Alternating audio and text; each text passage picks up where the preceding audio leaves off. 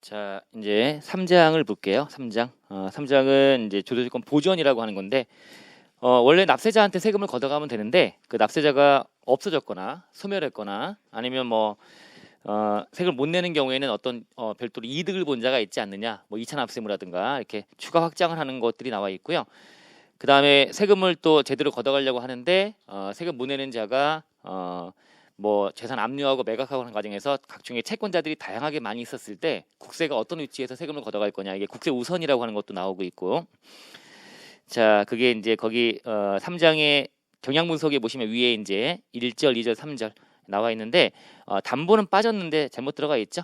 담보는 이제 국진법으로 넘어갔기 때문에 우리가 안 봐도 되는 주제고요. 국진법 쪽에 나오는 걸로 이제 정리하시면 되고, 자, 그리고 밑에 경향문서에 보시면은 한 문제 정도씩은 꾸준히 나온다라고 보시면 되겠네요. 회계사 쪽은 문항수가 좀 더 하나 많다 보니까 두 문제가 나온 해도 있긴 있네요. 그죠? 자, 근데 특징을 좀 잡아보면 이게 매년 나왔던 거는 그 다음 연도 되면 안 나온다라고 하는 게 일반적인데, 회계사 쪽을 좀 보시면 회계사 쪽은 국세 우선 그러면 거의 밥 먹듯이 나왔죠? 그죠? 위에 국세 우선 두 문제 나올 때는 반드시 꼭 껴서 나오고요. 최근에도 보시면 2029년도, 20년도 계속 나오고 있지 않습니까? 그죠? 그럼 이걸 또 안 나올 거냐? 계속 3년 차 계속 나올 수 있으니까 안 볼 수 없고요. 그래서 국세 우선을 좀 잘 강조가 되는 부분이 공인회계사구나라고 보시면 되고, 세무사 쪽에서는 국세 우선도 나오긴 하지만 다양하게 좀 출제가 되고 있는 편이네요. 그죠? 법정기일도 국세 우선 쪽이긴 해요. 법정기일이 국세 우선 안에 들어가는 내용이니까. 2차 납세무가 또 나오기도 하네요. 2차 납세 쪽이 좀 많이 나오고 있네요. 이렇게 보시면 되고, 자, 내용은 이제 조세채권에 대한 보전제도로서 일단 1절은 납세무 확장이라고 하는 거예요. 자, 납세무를 본래 납세자한테만 매기지 말고 그리고 확장을 좀 해보자라고 해서 어쨌든 세금을 악착같이 걷어가려고 이렇게 하는 거다. 그 중에 이제 첫 번째가 승계는 이제 승계만에 갖고 있는 특징은 주된 납세자가 소멸된 거야. 사망했다든가 또는 합병돼서 없어졌다든가, 이럴 때 이제 승계가 되는 거다라고 하는 거죠. 누군가가 없어지면 그자 갖고 있는 모든 권리나 의무는 누군가에게 넘어가기 마련입니다. 그죠? 그럼 넘어가서 권리 의무를 승계받은 자가 납세무도 같이 져야 된다라고 하는 논리가 승계란 논리고요. 납세무의 승계는 두 가지인데, 일단 첫 번째가 합병을 통한 승계, 두 번째가 상속, 이렇게 되는 거예요. 합병 시의 납세무의 승계라고 하는 거는 일단 그 법조문의 표현대로 시험에 출제가 되니까 일단 상황이, 합병이라고 하는 거는 두 회사가 합쳐서 하나가 되는 거 아닙니까? 이게 두 가지예요. 자, 흡수합병이란 게 있어요. 흡수합병은 A라는 회사하고 B라는 회사가 합쳐져 가지고요, A가 B에 잡아먹히는 거야. 그래서 여기에 합쳐져서 이제 B가 됐다 이거죠. 그럼 A는 소멸하는 거네, 그죠? 소멸하는, 합병을 통해 소멸하는 법인, 소멸법인이 되는 것이고, 그리고 B라는 법인이 이제 합병을 통해서 사람들, 우리가 이른바 공부할 때 보면 합병법인, 피합병법인, 합병법인 이렇게 하는 거잖아요. 자, B라는 법인이 합병으로 존속하는 법인 되는 거죠. 합병을 통해서 존속하는 법인, 이렇게 법전에는 부르고 있습니다. 소멸법인의 납세무가 이제 합병을 통해 소멸하는 법인의 납세무가 존속하는 법인의 납세무로 이게 승계가 된다라고 하는 거죠. 얘가 이렇게 승계된다라고 보시면 되는 거죠. 이렇게. 그럼 합병하는 과정에서 이 잡아먹히는 피합병법인의 모든 권리와 의무가 당연히 이쪽으로 승계가 되는 거야. 이른바 승계라고 하는 당연승계. 납세무를 확장할 때는 예를 들면 연대납세무자라든가 또는 2차 납세무자라든가, 그러면 과세관청에서 얘를 지정을 해요. 너가 2차 납세무 지는 거다, 이렇게 지정하는 건데, 승계는 지정이 필요 없다는 게 말문제로 출제가 되기도 합니다. 지정이 필요 없어요. 그래서 이 승계는 이른바 당연승계라고 하는 거야. 당연승계는 지정이란 게 필요 없어요. 지정해서 너는 승계자야 라고 지정할 필요 없이 그냥 당연히 승계되는 거다. 그 과정에서 모든 권리무가 다 승계가 돼요. 그래서 얘 납세무가 승계가 되는데, 그 과정에서 얘가 세금에 대해서 억울하다고 불복이 들어가 있다든가, 또 얘가 세금을 해서 얘 재산을 압류하고 있다든가, 이런 것들이 다 고스란히 여기 연결해서 얘가 승계받게 된다. 모든 것들을 다. 얘가 2차 납세무를 져야 되는 게 있었어. 2차 납세무 얘가 근데 그것도 승계가 되는 거예요. 그러니까 모든 게 다 승계가 되는 거야. 그러니까 이른바 당연승계로 그냥 포괄해서 당연히 다 승계가 된다라고 보시면 되는 거고요. 그런 게 지문에 들어갈 수가 있습니다. 자, 근데 흡수합병도 있지만 이게 어떤 게 있을까요? 또 대등한 관계에서 이제 합병을 해갖고 새롭게 별도를 만드는 신설합병이라는 것도 있는 거야. 신설합병.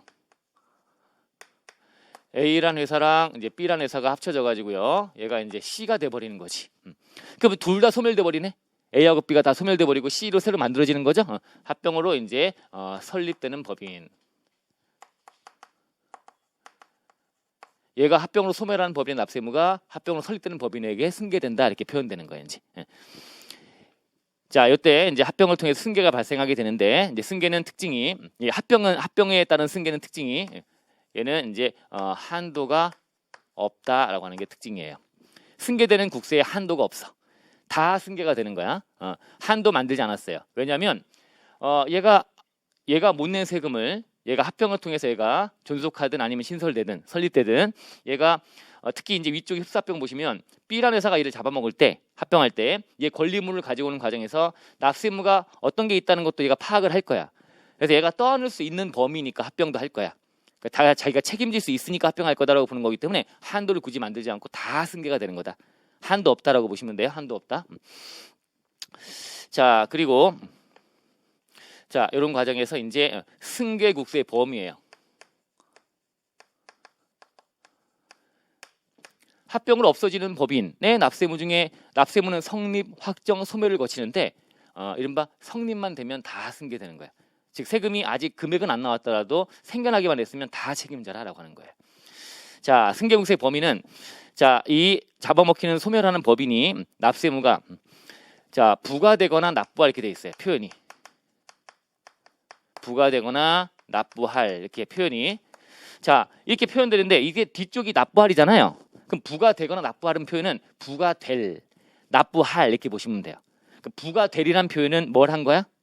부가권 행사하기 전인데 부과는 앞으로 돼야 되는 거야. 부과될 예정이다 이거죠. 성립은 했다는 얘기죠.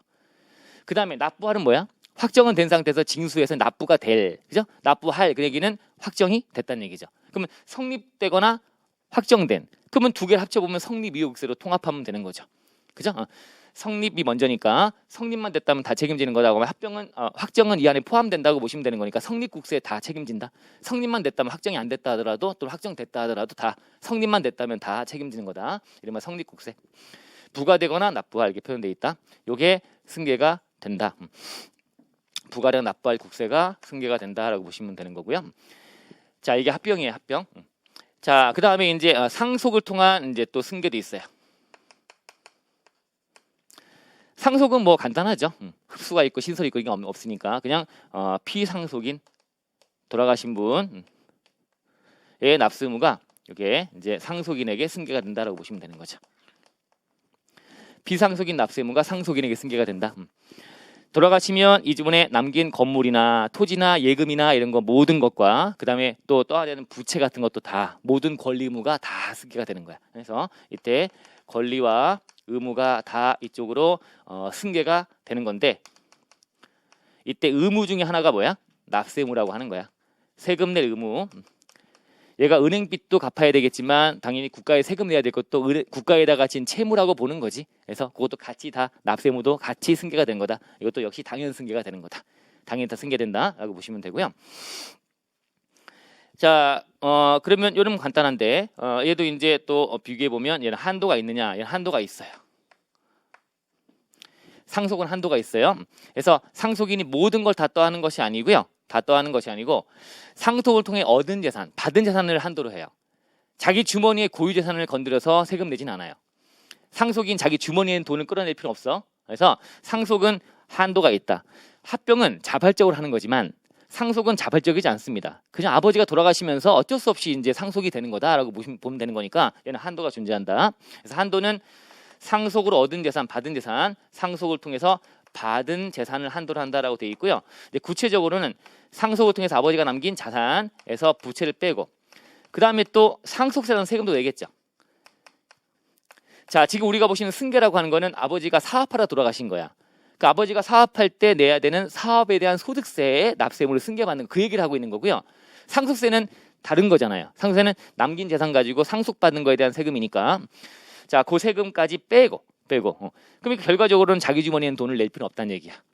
자산 물려받고 부채 갚고 그리고 이 상속세까지 세금을 내고 나서 남은 금액을 한도로 해서 책임진다 라고 보면 되는 거고요. 한도가 있고 없고 말장난. 자, 잘 보시면 되고요. 자, 이때 이제 상속을 통해서 할 때 좀 더 보실 게 이 상속인이 만약에 둘 이상이야. 상속인 2명 이상이야. 이때는 우리 좀 이따가 바로 보실 게 연대납세무라고 하는 거거든요. 이제 승계 다음에 연대납세무야. 연대납세무라고 하는 거는 여러 명이 공동으로 발생한 납세무에 대해서 각자가 전액의 책임을 진다라고 하는 게 연대납세무라고 하는 거예요. 그래서 이때 공동상속이다. 아들이 있고 딸이 있다고 한다면 아버지가 남긴 소득에 대한 사업소득세에 대한 납세무 승계가 이제 아들, 딸이 가해서 2명 이상이면 같이 책임지는 거야. 그래서 연대납세무를 진다라고 하는 거예요. 연대납세무를 진다. 연대납세무 2명 이상이면 상속인 2명 이상이면 이 승계받는 국세에 대해 연대납세무를 진다. 좀 이따가 보를 게 연대납세무니까 그때 또 나온다. 진다라고 보시면 되고요. 자, 우리 회계사 쪽이 특히 좀 그런데 이 연대납세무에 대한 게 이제 그냥 무단하게 나오는 문제도 출제가 되지만 한도가 있냐 없냐라고 하는 게 연대납세무는 한도가 없는 게 정상인데 원래 연대 책임 묻는 거니까 다 책임지는 게 맞는데 이제 각자 책임질 때는 한도가 있냐 없냐를 좀 말장난치는 문제로 출제가 좀 최근에 많이 돼요. 그래서 이때 연대납세무 지는데 자, 연대납세무 좀 이따가 보실 건데 그때 한도가 있느냐 이때도 2명 이상인데 이때 이것도 상속을 통해서 상속으로 얻은 재산 이거를 한도로 해서 연대납세무 진다고 규정이 되어 있어요. 좀 더 무리가 되더라도 안 얹어서 말장난치는 문제. 납세무 승계받을 그때 상속에 관련해서 승계받을 때 연대납세무 지는데 이걸 한도로 한다라고 하는 거예요. 상속을 통해 각자가 받은 재산을 한도로 한다라고 보시면 되고요. 자, 그 다음에 또 상속인 중에 이제 보니까 태아가 있어. 태아도 승계자의 범위에 포함된다는 거예요. 태아는 출생을 전제로 하는 거야. 출생 시에 이때 승계가 된다라고 보시면 되겠죠. 태아는 출생 시에 승계가 되는 거야. 일단 태아들은 다 승계자의 범위에 포함이 돼요. 즉 상속세 할 때도 태아도 상속인의 범위에 포함이 돼요. 근데 전제가 뭐냐면 출생을 전제로 하는 거야. 근데 우리나라는 기술이 발달돼서 거의 99.99%는 태어나더라. 그 전제로 해서 일단 상속권이라는 것도 인정이 되고 납세무자 범위에 포함이 되는데 근데 태아인 상태에서는 납세무를 질 수는 없으니까 출생을 전제로 일단 지는 걸로 했다가 태어나면 그때 이제 그 의무를 지는 걸로 하는 거죠. 그래서 출생 시 승계가 된다라고 보시면 되고요. 이거 좀 얹어 놓으시면 되고. 자, 됐는데 이제 상속에 관련해서는 자, 이제 하나 특이한 특례 하나가 나와 있어요. 얘도 똑같이 승계국세 범위 얘도 똑같이 이렇게 할게요. 요것도 자, 성립국세. 이 상속의 경우에도 다 똑같이 승계된 국세는 성립국세야. 둘 다 승계는 다 성립된 건 다 승계가 되는 거야.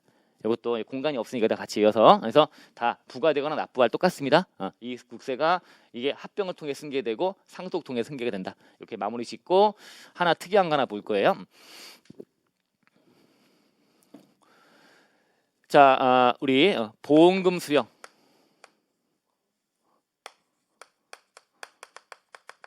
플러스 상속 포기 시 이때 이제 어떻게 할 거냐라는 특례가 나와 있는데 이게 무슨 얘기냐면 여기 갑이 있습니다. 갑이 있는데 갑이 이제 나이가 좀 많아요. 자, 그 상태였고 갑이 갖고 있는 순 자산이 자산 빼기 부채 얘가 한 10억 정도 있었던 거야. 10억쯤 있었어요. 근데 이 갑이 또 소득세라는 세금을 내야 될 게 또 10억 정도 있는 거야. 극단적인 걸로 가정하면 더 볼게요. 자산 빼기 부채가 10억이고요. 그리고 세금이 또 10억이 나올 거야. 이 상태야. 자, 근데 이제 본인이 뭐 이런 돌아가신 분들 보면은 뭐 사고로 도망가신 분도 있겠지만 연로하셔가지고 이제 좀 뭐 예견되는 그런 경우도 있잖아요. 자, 그럼 이게 납세무가 승계가 될 거다라는 걸 알잖아. 자기가 사망을 하게 되면 이런 규정을 아니까. 자, 그래서 얘가 이제 사망을 하게 되면 그냥 가만 내비두면요. 사망하게 되면 상속인이 이제 A라고 친다면 A가 당연히 이 소득세를 승계받을 거다 이거죠. 승계 소득세 10억만큼을 당연히 승계가 낼 거고요. 이때 한도는요. 상속세라는 세금이 없다고 친다면 그죠? 얘가 없다고 치면 자산 빼기 부채 순자산이 얼마야? 10억이니까 한도가 10억이 돼서 물려주는 게 100억 10억인데 한도가 10억만큼의 소득세만큼을 부담 지어버리니까 남는 게 하나도 없네. 그럼 내 금쪽 같은 내 아들이 그죠? 세금 내고 나니까 남는 거 하나도 없네. 그럼 이걸 한번 피해볼까라고 장난치게 되는 거예요. 이제 장난치려고. 그래서 그러면 사망이 예견된다고 한다면 갑이 이 자산을 다 팔고 등등해서요. 그래서 이 갑이 뭘 해버리냐면 자 보험에 가입하는 거야. 사망보험에 가입하는 거야. 보험 가입해서 이 보험 가입하면서 플러스 이제 이 보험에 대한 수익자를 A로 해버리는 거야. 상속인으로. 보험 내가 죽으면 보험금을 타갈 거는 A다. 아들이다라고 해버린 거예요. 자, 그 다음에 엔드 이제 갑이 사망을 했고요. 갑이 사망했고 사망하면서 이제 A가 상속을 포기해 버리는 거야. 이런 케이스가 돼버린 거지 이제. 갑이 자기 돈 다 털어서 보험에 가입했고 수익자를 상속인으로 해버리고 그리고 갑이 사망하면서 상속받는 게 A인데 상속 포기를 해버린 거야. 자, 그럼 이때 민법에 따르면 상속 포기 제도가 민법의 제도거든요. 그러면 상속 포기자는 상속인이 아닌 거야. 그리고 이 보험금이라고 하는 거 타가잖아요. A가 이 타가는 보험금은 이 상속인의 고유의 권한이다라고 보는 거예요. 상속인 고유의 권한이기 때문에 상속받는 재산에 포함이 안 되는 거야. 민법에선 그래요. 민법에 따른 제도가 상속 포기 제도니까 포기해버리면 그러면 당연히 상속인이 아닌 거고요. 그리고 그 보험금이라고 하는 것도 보험금 수령 권한은 상속인의 고유 권한이기 때문에 이거는 상속받은 재산에 포함이 안 된다는 게 민법 입장이야. 자, 그래서 이걸 악용하는 거죠. 이렇게 해갖고 이제 피해 가려고 하는 거야. 이렇게 하게 되면 보험금 받은 아들은 보험금 받아 말아버리면 되는 거고 승계도 안 받고요. 상속 포기했으니까 상속인이 아니니까 이게 피해 가더라 이거죠. 그럼 이거에 대해서 이제 세법은 어떻게 바라볼 거냐에 대한 그 규정을 이제 우리가 살펴보면 이렇게 됐을 때, 자, 이 문제가 뭐예요? 이때 요거에 대해서 이제 우리가 문제가 되는 것이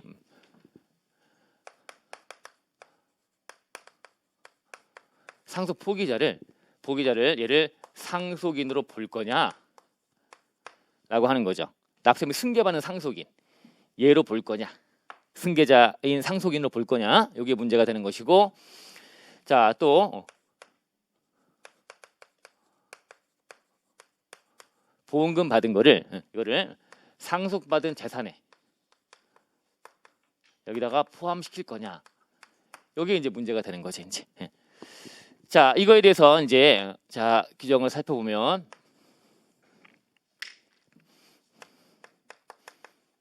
민법은 상속인이 아니야. 상속 포기자는 상속인이 아니야. 얘는 아니야. 그리고 아까 얘기했지만 상속보험금은 사망보험금은 상속받은 재산에 포함이 돼야 한대. 상속인의 고유 권한이야.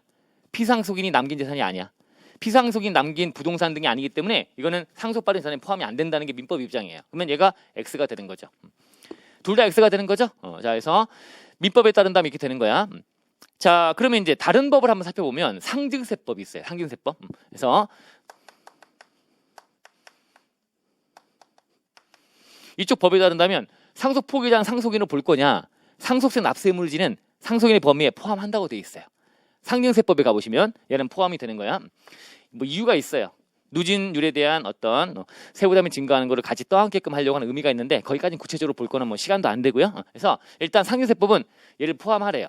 상속 포기에도 상속인이야. 납세물 져야 된대요. 상증세법이. 그리고 이 보험금은 민법에 따른다면 이거는 상속자는 포함이 안 되는 건데 상증세법에서는 이것도 포함하는 게 맞다. 그래서 이른바 간주 상속재산이라고 해요. 간주. 보험금도 또는 보험금, 신탁재산, 퇴직금 같은 거. 그러니까 민법에 따르면 돌아가실 때 남긴 재산이 상속재산이 되는 게 맞는데 돌아가실 때 현재는 지금 사망보험금 이런 거는 없잖아요. 돌아가시고 나서 청구해서 받아가는 거니까. 그러니까 이거는 상속받은 재산에 포함이 안 돼 버리는 거야. 아니다. 이것도 상속과 똑같은 건데 그럼 이것도 포함해야지라고 해서 상증세법은 특별히 넣는 걸로 해서 간주하겠다라고 하는 것도, 퇴직금 같은 것도 돌아가시고 나서 퇴직금 받는 거니까 돌아가실 때는 없었잖아요. 그러니까 이건 포함이 안 되면 안 되니까 넣겠다. 이런 것들이 간주야. 거기 들어가 있어. 그래서 이게 포함이 되는 걸로 돼 있어. 자, 그러면 이제 우리가 지금 하는 거는 이제 국기법이야. 상증법이 아니야. 국기법이야. 그럼 국기법에서 어떤 입장을 취하느냐? 옛날부터 국기법은 아무런 규정이 없다. 2014년도까지는 규정이 없었어요. 규정이 없으니까 어떻게 봐야 돼 이제? 이게 세법이니까 이것도 세법이니까 이걸 따라야 되는 건가? 아니죠. 그죠? 국기법은 별도의 규정이 없으면 이제 사법에서 쓰고 있는 민법 등이 일반적인 법이니까 이 법에 따라서 얘가 X가 되고 X가 돼버린 거야. 그럼 다 이걸 이용해서 다 피해갔겠지. 응? 그래서 이제 문제가 심각해지니까 그래서 이제 규정을 2015년쯤에 만든 거예요. 만들어서 얘를 동그라미 해버리겠다. 자, 근데 규정은 여전히 세법에서는 x가 맞는데 동그라미로 바꿔치기 하는 거는 언제만 이게 바꿔치기가 되느냐? 납세무의 승계받는 거를 피하고자 이렇게 했다면, 이 승계를 피하려고 보험 가입해서 수익자를 A로 정하고 사망하고 상속을 포기했다, 이렇게 된 케이스가 이걸 피하려고 했다는 게 확인된다면, 그런 경우에는 동그라미에서 상속인도 상속 포기자도 상속인을 보고 승계자의 범위에 포함하고, 그리고 이 보험금도 상속자에 포함해서 이렇게 승계받는 걸로 해버리겠다라는 규정이 들어오게 된 거예요. 요 표현을 아시면 되는 거죠. 이제 아셨죠? 자, 교재랑 가보시면 146페이지. 자, 거기 상속 쭉 나와 있고 읽어보시면 되고요. 자, 거기 승계 범위 3번 나와요. 3번 승계 범위 원칙 나와 있고요. 원칙. 자, 민법에 따른 상속 포기자는 납세는 승계 대상이 아니며 상속 재산에 포함되는 보험금은 승계 재산 할 때 범위에 포함하지 않는다는 게 원칙이야. 즉 여전히 국기법은 X라는 거지. 그죠? 그런데 B 특례. 밑줄 치세요. 납세의 승계를 피하면서 상속받기 위하여 이렇게 돼 있죠. 납세의 승계를 피하면 상속받고자 이렇게 하는 경우라고 한다면, 자, 그런 경우에는 상속 포기자도 상속인을 보고 보험금도 상속 재산으로 봐서 한도 계산해서 승계받는 걸로 하겠다. 그래서 승계 다 되는 걸로 해버리겠지. 이 상황에서 이렇게 만들겠다라고 하는 게 들어와 있습니다. 자, 됐죠? 자, 그 다음에 오른쪽에 연대납세무에 이제 두 번째. 자, 승계는 이제 봤더니 본래 납세자가 사망했거나 합병돼 없어졌거나 이런 경우에 적용하는 거네. 자, 저는 이렇게 시간 없으니까 이렇게 적고 가지만 여러분들 교재 한번 읽어보시면 표현 메뉴로 가시면 뭐 합병인 경우에 표현이 소멸, 그 다음에 뭐 설립 뭐 이런 거 들어가 있고 존속하는 막 들어가 있고 막 그렇죠? 이런 것들 자, 다 보고 정리 좀 하셔야 돼요. 근데 이제 전체적인 확장에 대한 주제에서 승계는 조금 출제 가능성이 좀 떨어집니다. 앞에 기출 문제들 보시면 거의 뭐 나온 적은 없어요. 많이 안 나오는 주제야. 많이 안 나올까봐 이제 보는 거죠. 더 많이 나오는 건 이제 오른쪽 연대납세무라고 하는 거죠. 연대납세무. 자, 연대납세무는 자 보시면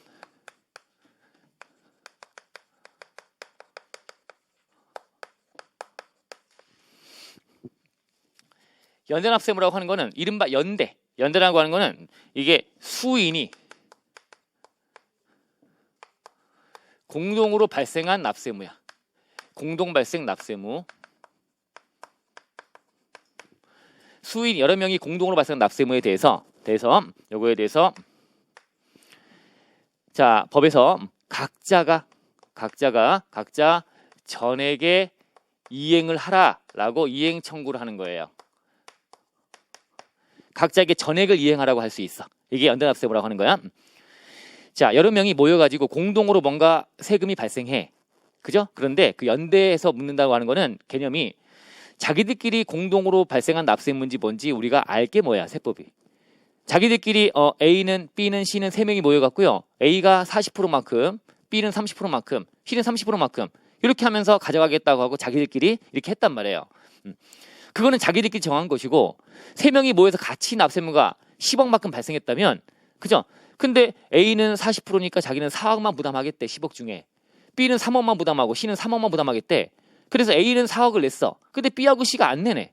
그 A 보고 내라고 했더니 이거는 자기는 모르겠대. B하고 C한테 알아보래요. 웃긴 거잖아요. 그죠? 세무서는 이거 몰라.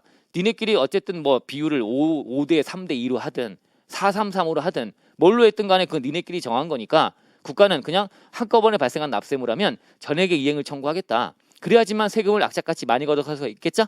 네? 제대로 거둘 수가 있겠죠? 그래서 연대 책임 묻는다라고 보시면 되는 거야. 이해하시겠죠? 무슨 말인지?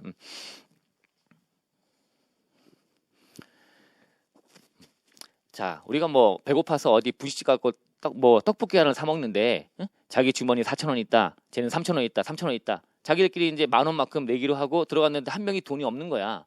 그죠? 그럼 돈 없다고 해서 걔한테 받으라고 나머지는 자기는 돈 냈으니까 4,000원 내고 3,000원 내고 가겠다. 마지막 C는 3,000원 안 냈으니까 얘한테 받으라고 가면 돼야 안 돼요? 안 되는 거죠. 그죠? 니네가 10,000원어치 시켜 먹었으면 세 명이 다 10,000원씩 부담할 의무를 지는 게 맞다. 이런 입장이다 이거죠. 니네가 들어올 때 4,000원, 3,000원, 3,000원 내기로 했는지 그 국가가 알 게 뭐야.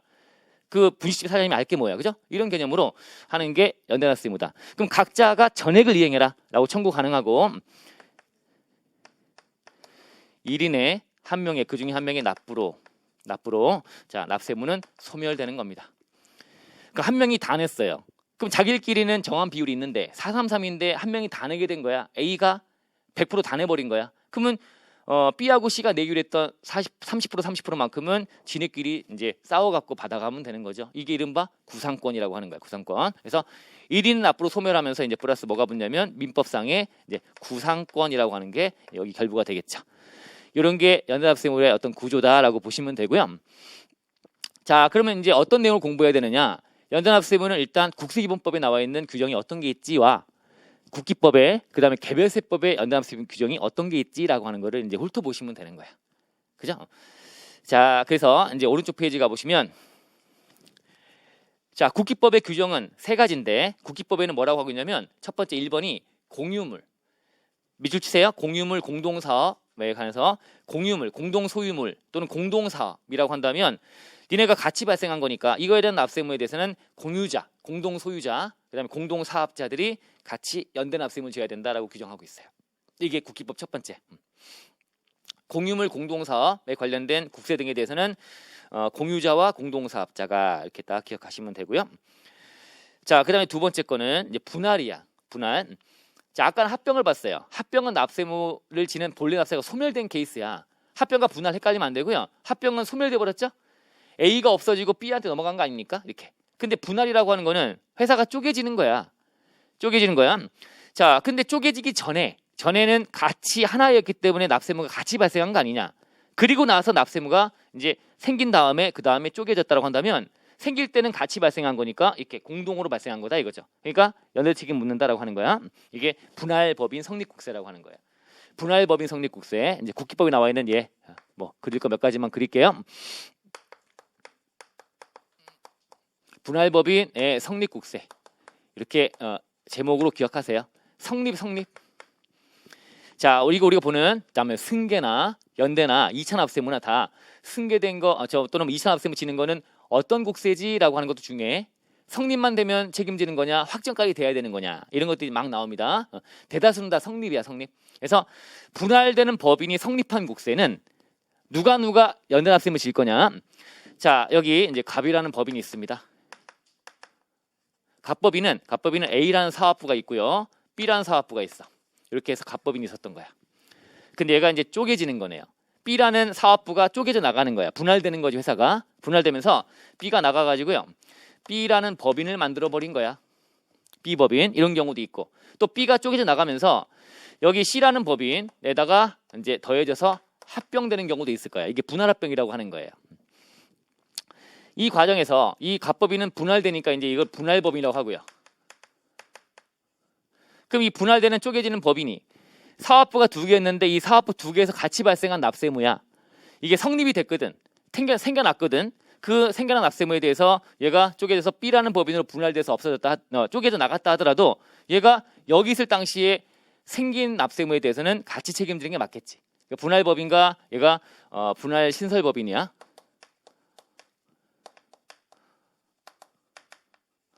얘가 책임지는 게 맞다. 또는 쪼개져 나갔는데 얘가 C라는 법인이 합병돼 버렸네요. 그럼 C법인은 얘도 같이 책임져야 되겠죠? B가 여기 더해졌으니까 C법인은 뭐라고 불러? 분할합병이야, 이게. 분할합병의 상대방 법인이라고 부르는 거야. 그래서 분할법인 단계에서 성립한 국세는 누가 분할법인은 당연히 있으니까 얘는 책임지는 거고요. 얘하고 얘가 해서 연대납세무를 져서 각지 다 책임지는 거다라고 보시면 돼요. 분할법인과 분할신설법인, 분할합병의 상대방 법인이 연대납세무를 진다. 뭐에 대해서? 분할법인의 성립한 국세에 대해서. 아시겠죠? 근데 아까 처음 봤던 공유물, 공동사업 이런 거에 대한 거는 한도 없이 전액의 책임을 다 각자 지는 거야. 근데 이 분할법인은 성립국세에 대해서는 이게 최근에 들어온 건데, 자, 얘가 B법인, C법인이 책임지는 거는 분할로 승계되는 재산가액, 분할을 통해서 승계되는 재산가액을 한도로 한도로 한다라고 하는 게 들어와 있습니다. 한도가 있다는 거예요. 연대납세문과 한도 있는 것들 아까 주의하자 그랬잖아요. 그죠? 여기 말장난치는 문제 많이 나오니까 분할로 승계되는 재산가액을 한도로 책임져라. 분할 통해 승계되는 재산가액까지만 책임져라라는 거야. 그 범위, 그 금액 범위 내에서만 세금에 대한 연대 책임 묻는 거다라고 하는 거야. 자, 얘가 내야 될 세금이 만약에 100억인데 분할로 승계되는 게 B법인에 이렇게 만들어져 승계되고 이렇게 또 합병되면 승계되는 것이 만약에 80억이다라고 한다면 80억까지만 책임져라. 100억 다 책임지는 건 안 된다. 받아오는 것이 80억인데 어떻게 100억을 다 책임지느냐. 그래서 한도를 만들게 되었고 그래서 지문에 들어갈 수가 있다. 아셨죠? 한도가 있다는 거야. 이게 분할법인 성립국세. 자, 그런데 얘가 공중분해가 되는 경우도 있어요. 얘가 분할되는데 이 사업으로 떨어 나가는 거지. A 따로 B 따로 이렇게 하면 B 이제 갑법인은 없는 거예요. 이제 다 쪼개져 버리고. 그런 것도 있어요. 이제 이게. 자, 그래서 교재 가 보시면 자, 국기법 규정에 동그라미 2번. 분할법인에 대한 연회납세무. 자, A번은 분할법인이 존속하는 경우예요. 그때 밑에 점점점 분할법인과 분할신설법인과 분할법 상대방 법인이 나와 있죠. 세 가지. 그 다음에 밑에 B는 분할법인이 이 갑법인이 쪼개져 없어져 버리는 거야. 소멸돼 버리는 거지. 예. 이런 경우는 밑에 점점. 그래서 뭐가 없어요? 분할법인이 없잖아. 얘는 없어졌으니까 이제. 그래서 분할로 신설되는 법인하고 합병의 상대방 법인만 책임지면 되는 거다라고 보시면 되고 더 중요한 거 바로 점점 할 때 그 위에 뭐 분할로 승계되는 재산가액 한도로 한다라는 표현이 들어가게 됐다. 원래 없었거든요. 몇 년 전에 개정돼 들어간 거야. 분할로 승계된 계산가액 한도로 한다. 여기 적어놓은 거죠. 분할로 승계된 재산가액 한도로 한다. 아셨죠? 한도 있다. 한도 있다. 한도 전액을 진다. 틀린 지문 한도 있다. 기억 잘 하시고요. 자, 세 번째 거는 이제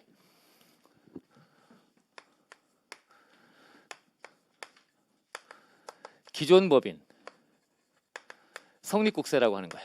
기존 법인의 성립국세. 자, 기존 법인 성립국세는 뭐냐? 자, 여기 갑이라는 법인이 있었어요.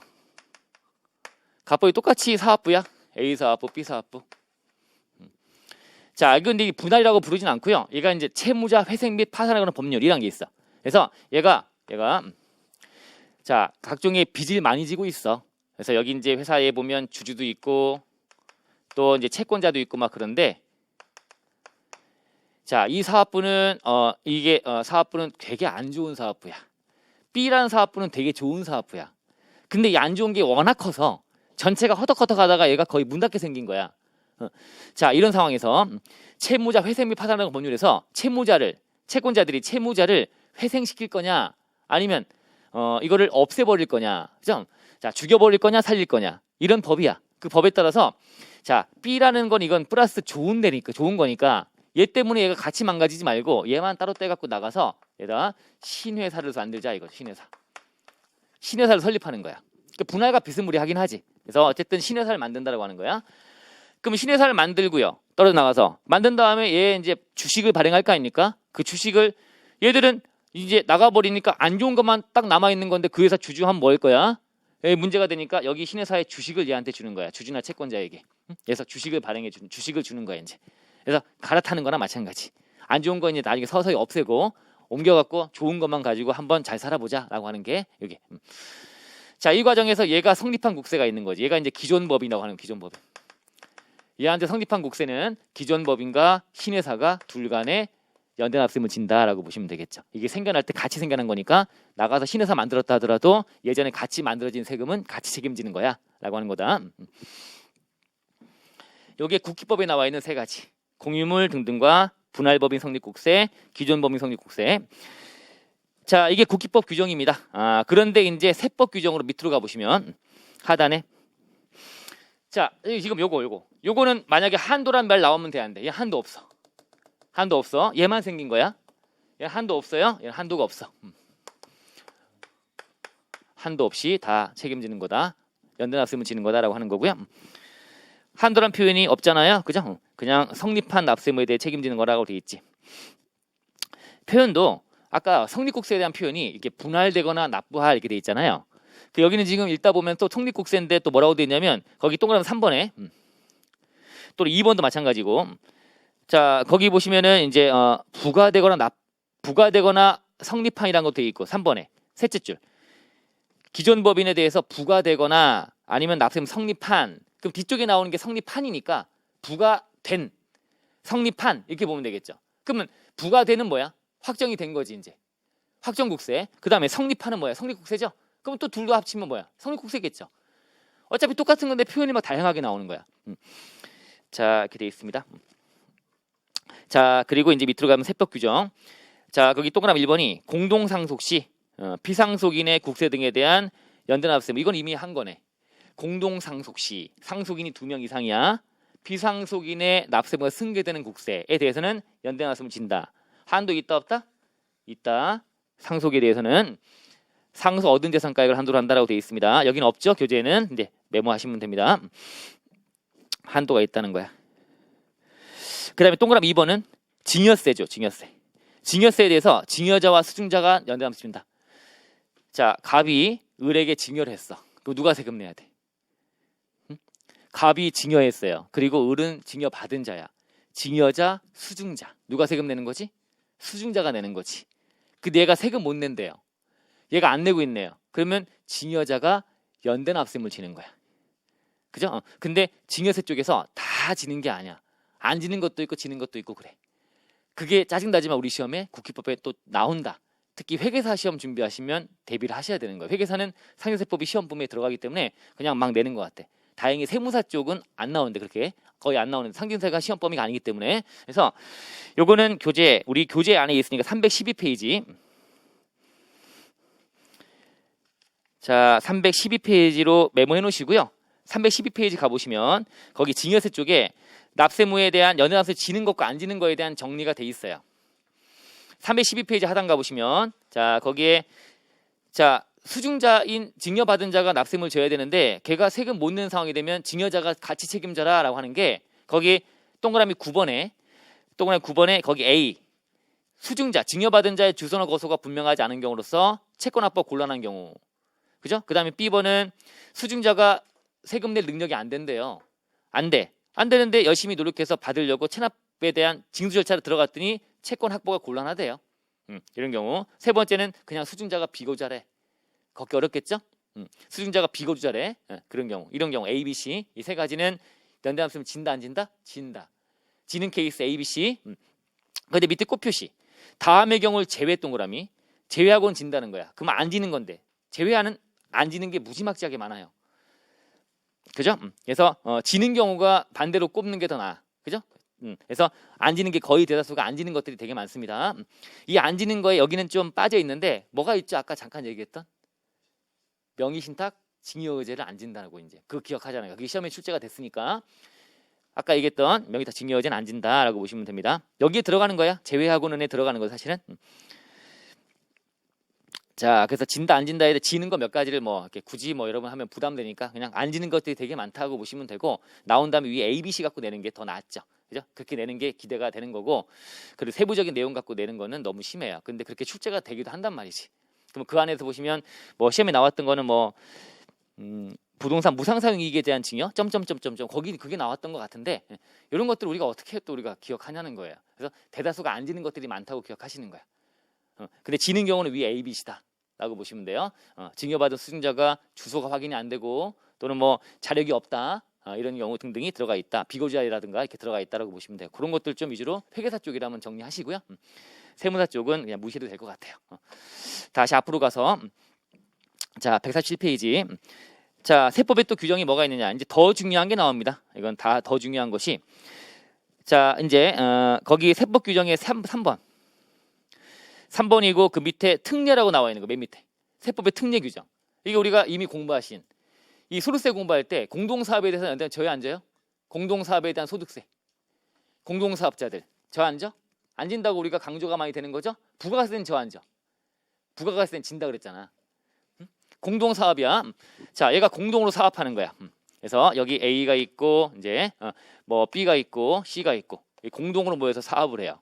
여러분들 이제 어제 봤지만 얘가 공동 사업이 된대요. 공동 사업이 되려면 각자 손익을 이익을 분배 받아가 안 받아가? 공동 사업 법인 아닌 단체 어제 봤던 자 손익을 이익을 나눠 가져 버리면 바로 뭔 공동 사업 게임 끝. 이익을 나눠 갖지 않으면 일 거주자로 보는 게 맞는데 당연 법인 승인 법인이 등장하는 거다. 이익을 분배하지 않는다는 전제하에. 분배해 버리면 다 공동사업이 되는 거야. 그러면 얘 분배해서 A, B, C한테 분배해서 4, 3, 3 분배 받아가는 거야. 그러면 우리 소득세 공부할 때 얘는 한꺼번에 소득금액 계산해서 A, B, C한테 손익 분배 비율에 따라서 뿌려주는 거죠. 이때 분배 비율이 있으면 우선이고 없으면 출자 비율 따라서. 그 출자 비율이란 게 어떤 의미야?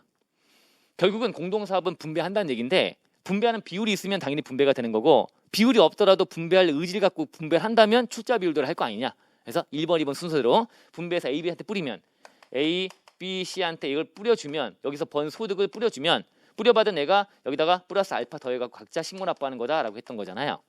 그죠? 이게 공동사업에 대한 소득세법의 규정이잖아요. 이때 공동사업에 발생한 소득세는 자 우리가 연대납세무는 뭐야? 수인이 공동 발생 납세무인데 사실은 얘는 공동 발생은 아니라고 보는 거야. 공동으로 발생한 게 아니다. 그래서 원래 A, B, C는 각자 사업하는 게 맞는데 어찌 모여서 호프집을 같이 한 거고 거기서 번 거를 각자에게 뿌려주는 과정이 이제 그때 각자 발생하는 걸로 보는 거야. 그런 의미가 좀 강해서 이때는 연대납세무 진다 안 진다? 안 진다고 되어 있단 말이에요. 안 진다. 이게 연대납세무는 아까 메인 위로 올라가시면 국기법에는 공유물 공동사업은 진다 안 진다? 국기법이 진다고 되어 있는데 이거에 대한 맨 밑으로 가면 특례라서 개별세법에 별도의 규정을 두고 있어 없어? 두고 있는 거야. 그래서 연대납세무에 대해서는 개별세법에 별도의 규정을 둔 바 없다. 틀린 지분 규정이 분명히 지금 있고 여러분 알고 있는 공동사업에 대한 진다 안 진다? 안 진다는 거야. 연대납세무를 안 진다. 안 진다. 자 그런데 이 공동사업에 발생하는 부가가치세야. 걔는 저에 앉아요. 부가가치세. 이건 소득세법에 되게 중요한 건데, 그죠? 그래서 공동사업에 발생한 부가세는 어떻게 발생하는 거지? 부가가치세는 사업장별로 발생하는 거잖아. 발생 자체가. 그래서 얘가 외부에서 매입을 해왔다가 부가가치를 더했다가 팔면 매출세액에서 매입세액 빼서 납부세액이 발생하는 게 부가가치세 아닙니까? 호프집에서 원재료 같은 거는 안주거리 사와가지고 술도 주문하고 해서 사와서 같이 더해서 가고 안주거리 만들고 해서 매출하면 매출세액에서 매입세액 빼서 납부하는 거니까 이거는 같이 발생하는 거지. 그러니까 연대납세를 지는 거야 부가가치세는. 근데 소득세는 안 지는 거야. 아시겠죠? 근데 소득세도 안 지는데 얘가 뭐가 돼버리면 합산과세가 돼버리면 그땐 진다고 되어 있지 않습니까? 공동사 합산과세. 본인 배우자 아들이 들어가 있는 거야. 그러면 손익분배를 거짓 정해가지고 세금 회피하려고 한 거지? 라고 봐서 이 중에 빈부입을 가장 큰 자한테 몰아가지고 합산과세가 돼버릴 때 그때는 연대납세무 진다고 되어 있지 않습니까? 그래서 자 원래 국기법 원칙은 진다. 근데 특례로 안 진다. 소득세법은. 근데 다시 합산과세가 되면 진다. 이 과정을. 근데 부가가세는 또 진다. 연대납세무를 진다라고 보시면 돼요. 자, 그래서 맨 밑으로 가시면 특례가 나와 있는 거고요. 자, 그리고 세법 규정으로 들어가면 다시 3번이 합산과세가 될 때는 연대납세 진다 안 진다? 진다. 그게 3번에 들어가 있고요. 위에. 그리고 맨 밑에는 안 진다고 하는 게 들어가 있고요. 특이하게도 안 진다. 공동사업에 대해서는 소득세에 대해서는 안 진다. 부가가세는 지지만. 자 들어가 있고 그 다음에 4번 위에 세법 규정의 4번은 뭐 연결납세 할 때 진다고 들어가 있는 거니까 참고하시면 되고요. 5번은 이게 짜증나지만 자꾸 이제 출제가 좀 되니까 5번은 별표 쳐놓으시고요. 요거는 좀 이따가 2차 납세무 할 때 같이 말씀드리면 되겠다. 그래서 5번은 넘어가시면 될 것 같습니다. 이게 연대납세무에 대한 기본적인 규정들에 대한 얘기인데 자 우리 교재상으로는 조금 이제 지엽적이라고 싶어서 안 넣고 있는데 근데 시험에 좀 줄기차게 좀 나오고 있는 부분들이 좀 있어서 잠깐 하나만 더 말씀드려 볼게요. 교재에 없는 내용이야. 뒤에 문제만 있지.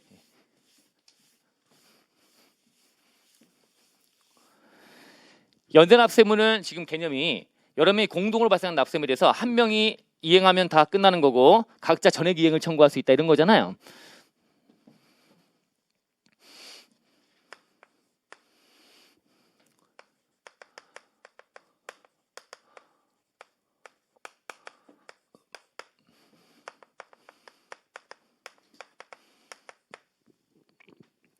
연대납세무자에 대해서 한 명한테 생긴 사유가 전체한테 영향을 미칠 거냐 그자한테만 미칠 거냐 두 가지. 자 그래서 첫 번째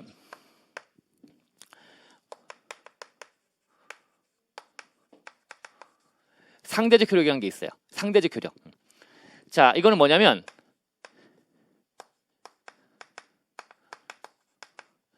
한 명한테 어떤 사유가 생긴 거야.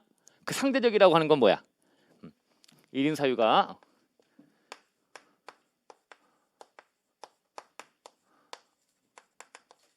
그자한테만 효력이 있는 거야. 연대납세무자가 A, B, C인데 그 중에 한 명한테 생긴 사유가 그자한테만 효력이 있다. 그자한테만 각자에게만 효력이 있다. 다른 자한테 영향을 미치는 게 아니야. 자, 이런 게 어떤 게 있느냐. 첫 번째,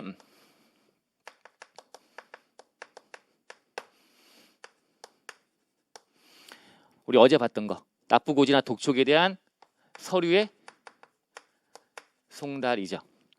서류에 송달할 때 송달 받아야 할 자, 어제 얘기할 때, 자, 연대납세무자한테 송달할 때는 누구한테 하면 된다? 원칙 대표자. 대표자가 없다면 징수 유리한 자.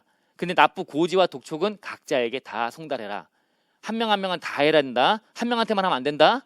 납부고지나 독촉은 한 명이 딱 받았다면, A가 받았다면, 갑이 받았다면 그건 갑한테만 효력이 있는 거야. 을병은 안 받았다면 을병은 효력이 없는 거야. 그자한테만 효력이 있다는 거죠. 아셨죠? 자, 이게 우리가 봤던 중요한 사항이었고, 자, 두 번째. 자, 1인의 그자의 뭐 무효되거나 취소되거나 부가취소 등의 어떤 사유, 이것도 그자한테만 효력이 있다는 거야. 1인 납부가 1인의 부가처분이 이게 무효되거나 취소된 사유. 그래서 세무서에서 연대납세무자가 자, 세무서가 이렇게 있어요. 세무서에서 갑이 있고 을이 있고 뭐 병이 있고 막 그렇네. 갑한테 을한테 병한테 다 이제 납부 고지를 합니다. 고지는 각자에게 되는 거니까. 얘한테 고지를 했어. 고지했는데 이 고지가 얘한테 송달을 해야 되는데 송달에 하자가 발생한 거지. 송달에 하자가 발생한 거야. 서류의 송달은 잘 지켜줘야 되는데 그 절차가 만족을 못한 거야. 그럼 얘한테는 부가처분이 뭐가 되는 거야? 취소가 되는 거야. 그죠? 취소는 얘한테는 취소가 되지만 얘한테는 의미가 있어 없어? 없어. 이자한테만 효력이 있는 거야. 이해하시겠죠? 자, 송달에 하자가 있다든가 을은 봤더니 을은 얘가 명의 대여자였어. 명의 대여자. 자, 을은 연대납세금을 져야지라고 지정을 받았어요. 지정. 아까 우리 상속, 합병 이런 것들은 지정이 필요 없다. 당연승계니까. 근데 연대납세무자는 지정이 되거든요. 너 책임져 라고 지정이 됐는데 근데 봤더니 얘는 명의만 빌려준 거였어. 아, 그럼 너는 아니네. 실제자가 기속된 자가 아니니까 너는 지정 해제. 그럼 얘는 빠져나가는 거야. 그렇다고 해서 얘 납세무가 바뀌는 거냐? 안 바뀝니다. 갑하고 병은 얘만 빠져나가는 거야. 그자한테만. 이해하시겠어요? 자, 이 병이라는 자는 돈이 없어서 파산한 거. 파산해버리면 채권, 채무관계가 다 면책돼 버립니다. 빚 안 갚아도 되는 거야. 이제 끝나고 나자빠진 거야. 그럼 얘한테만 연금, 얘한테만. 얘가 파산했으니까 얘도 나는 안 내도 돼. 아니잖아요. 다 내야 되는 거야. 각자 전액을 이행을 청구할 수 있는 거야. 과세관청은. 그래서 이런 것들은 그자한테만 효력이 있다는 거야. 무효나 취소 사유. 아셨죠? 그자한테만 효력이 있다라고 보는 게 상대적 효력. 자, 두 번째는 절대적 효력이라고 하는 거예요. 절대적 효력. 요거는 1인에 대한 사유가 이거는 전원에게 다 효력이 미치는 거야. 전체에 다 미친다는 거야. 뭐가 있겠어요? 첫 번째가 납부했어. 1인이 한 명이 내버리면 다 끝나는 거잖아. 물론 이제 자기들끼리는 구상권에서 하겠지만 납부했다면, 세금 내버렸다면 다른 자들은 얘가 세금이 10억인데 얘가 10억을 냈어요. 다. 그러면 넌 냈네. 너 내야지 또. 아니잖아. 얘도 이제 안 내도 되는 거잖아. 얘가 냈으니까. 그죠? 그래서 한 명의 납부나 충당. 그죠? 여기다 좀 얹어지는 것이 플러스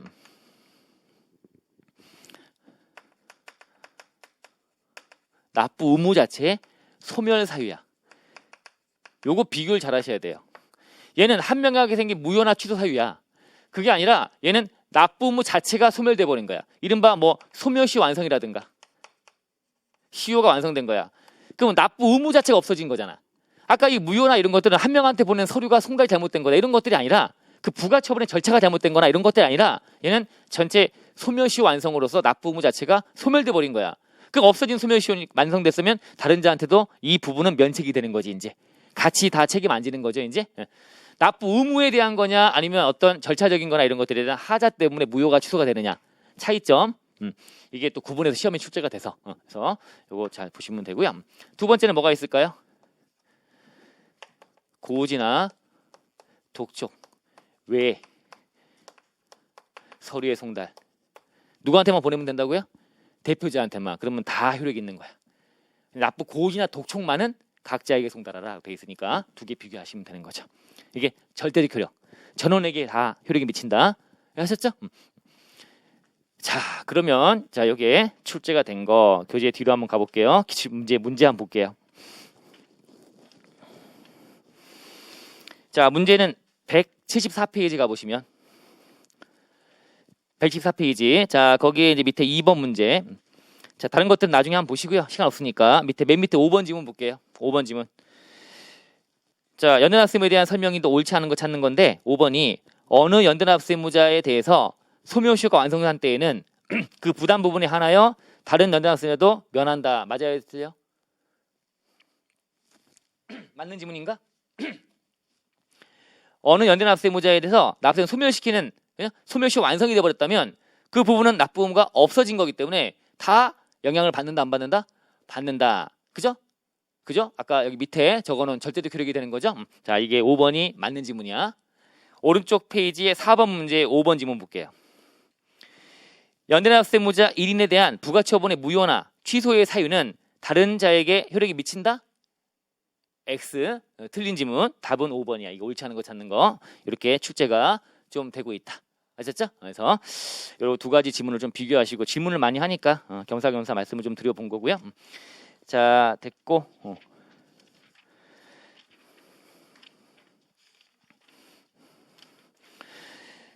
자, 됐죠? 자, 그러면 이제 다 정리가 됐고.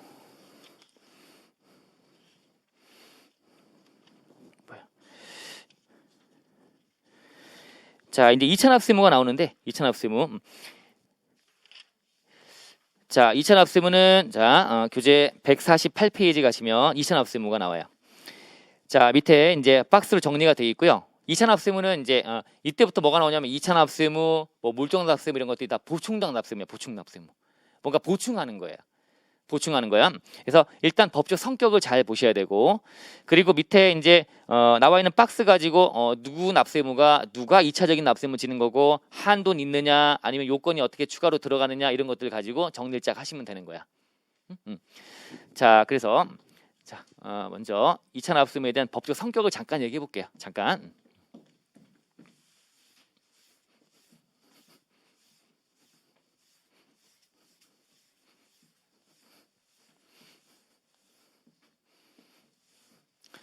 승계는 주된 납세자가 어떤 본래 납세자가 소멸돼 버린 거였고요. 아까 그죠? 소멸해서 없어져 버린 경우다. 승계가. 그다음에 연대 납세무는 수인이 공동으로 발생한 납세무다라는 개념이 되는 거고, 그다음에 2차 납세무는 이제 뭐냐? 2차적인 납세무자부터는 이제 보충 납세무다라고 하는 거야. 이른바 보충적 납세무. 보충하는 거죠. 이 대표적인 것이 이제 2차 납세무라고 하는 거야. 보충하는 거 보충. 이제 보충해서 추가로 이제 메꿔내는 거다라고 보시면 되는 거고요.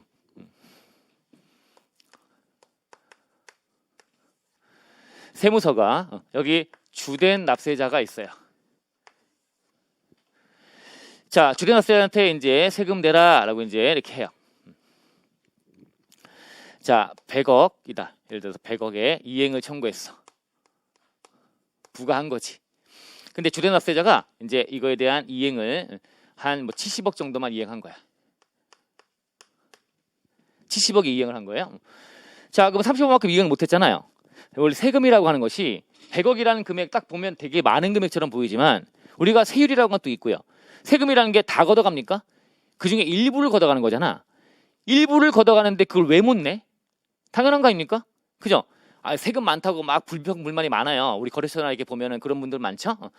많은데 그만큼 더 많이 벌었으니까 세금을 그만큼 내는 거다. 그러면 당연히 부담 능력이 되는 게 맞아. 그러면 과세관청이 바라볼 때는 100억 이행 청구했는데 10억 이행 못하면 아니 30억만큼 이행을 왜 못하지? 그죠? 이거는 누군가가 이득을 본 자가 별도로 있지 않겠냐. 그 자를 찾아서 그 자한테 보충해서 채워넣어라 라고 하겠다라고 하는 그런 개념이 되는 거야. 그래서 대표적인 게 보충 납세무자가 2차 납세무가 있는 거야. 그래서 여기 제2차 납세무 이렇게 이 자를 찾아내갖고요. 4가지 스타일이 있는데 찾아내가지고 이자한테 이제 뭐라는 거야? 나머지 모자란 부분 이제 30억의 이행을 청구하겠죠?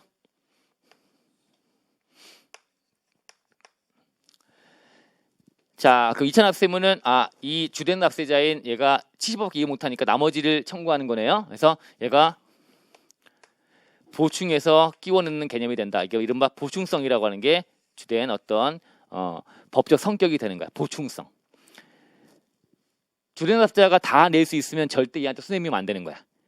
얘가 낼 수 있음에도 불구하고 얘한테 거두면 안 되는 거고, 얘가 못 내니까 그만큼 얘가 채워넣는 거야. 징수 부족액이라고 하는 거야. 보충성은 얘 30억. 이게 결국은 징수를 못한 부족액에 대해서만 책임지는 거야. 징수 부족한 금액만 책임지는 거야. 보충해서 끼워 넣는 개념이다 라고 하는 거예요. 그래서 연대납세무처럼 얘한테 100억 이행 청구, 얘 2차 납세문에 얘한테도 100억, 얘한테도 100억 이런 개념이 아니야. 얘한테 못 걷어가는 금액까지만 책임지는 거야. 아셨죠? 보충성의 개념이 첫 번째 이제 성격이 되는 거고, 그 다음에 얘는 보충해서 하는 2차적인 책임지는 거기 때문에 이 주된 납세자에게 어떤 사유가 생긴 거야. 이 사유가 여기 2차 납세에 영향을 미친다 안 미친다? 여기에 효력이 있다라고 하는 거예요. 효력이 있다. 주된 납세자에 생긴 사유는 2차 납세 의무에 대한 효력이 있다. 자, 얘가 30억을 지금 책임져야 되는 상황인데 얘가 국가를 상대로 불복이 들어갔어요. 불복해가지고 얘가 이긴 거야. 이겨서 세금 100억이 아니라 60억이 맞다라고 해서 이제 인용 판결 떨어진 거야. 40억이 줄어든 건데. 그러면 얘는 70억 이행했는데 얘는 10억 돌려받고요. 얘는 더 이상 납세 의무 질 필요가 없지 않습니까? 맞죠? 세금이 60억이 맞았다라고 한다면, 자, 이렇게 얘한테 생긴 사유가 영향을 미친다는 거야. 아셨죠? 그래서 이게 이제 뭐라고 하냐면 효력이 미친다라고 하는 거를 부종성이라고 불러요. 보충성, 부종성을 특징으로 하고 있어요. 보충에 끼워 넣는다. 그 다음에 부수되어 종되어 따라간다. 그래서 주된 납세자가 생긴 사유가 영향을 받는다라고 보시면 되는 거야. 그래서 이런 것들은 다 영향을 받아요. 납세의 변경이라든가 이런 것들. 자, 여기다 이제 말로 된 지문에 이제 약간 좀 복잡하게 넣어서 나온다면, 일단 보충성이라고 하는 개념을 좀 보여주는 게, 주된 납세자의 보충이니까 체납. 얘가 세금 못 내는 체납이 발생해. 체납은 납기까지 못 내면 체납이라고 그랬지 아까? 납부기한까지 못 내면 체납이야. 자, 체납 발생. 이걸 전제로 이제 얘가 생겨나는 거야. 그래서 이 발생이 이가 이제 성립이 되는 거야. 2차 납세에 대한 성립은 주된 납세자가 체납해야지 성립되는 거야. 체납해야지. 세금을 못 내 체납했을 때 성립하는 거다라고 하는 거예요. 이게 이제 보충성을 보여주는 어떤 예가 되는 거고요. 자, 그 다음에 부종성이라고 하는 거 보여주는 거는 얘한테 생긴 사유가 영향을 받는다라고 하는 거는 얘가 억울해요 불복할 수 있고요. 얘는 할 수 있을까 없을까? 불복을 2차 납세 문양 불복을 할 수가 있어요. 불복할 수 있어요. 불복 청구인 나중에 좀 이따가 보시면 그 불복 청구인 적격 안에 이해관계인의 범위에 들어가기 때문에 얘도 권익을, 자, 불복은 뭔가 권익을 침해당한 자가 불복할 수 있잖아요. 그러면 얘는 침해당한 자지. 근데 얘가 못 내면 얘가 또 책임져야 되는 거니까 침해당할 자가 되는 거지. 이제 침해당할 자, 그런 개념이 되는 거니까 얘도 불복을 할 수가 있다라고 하는 거야. 얘가 불복할 수 있는데, 얘가 불복 시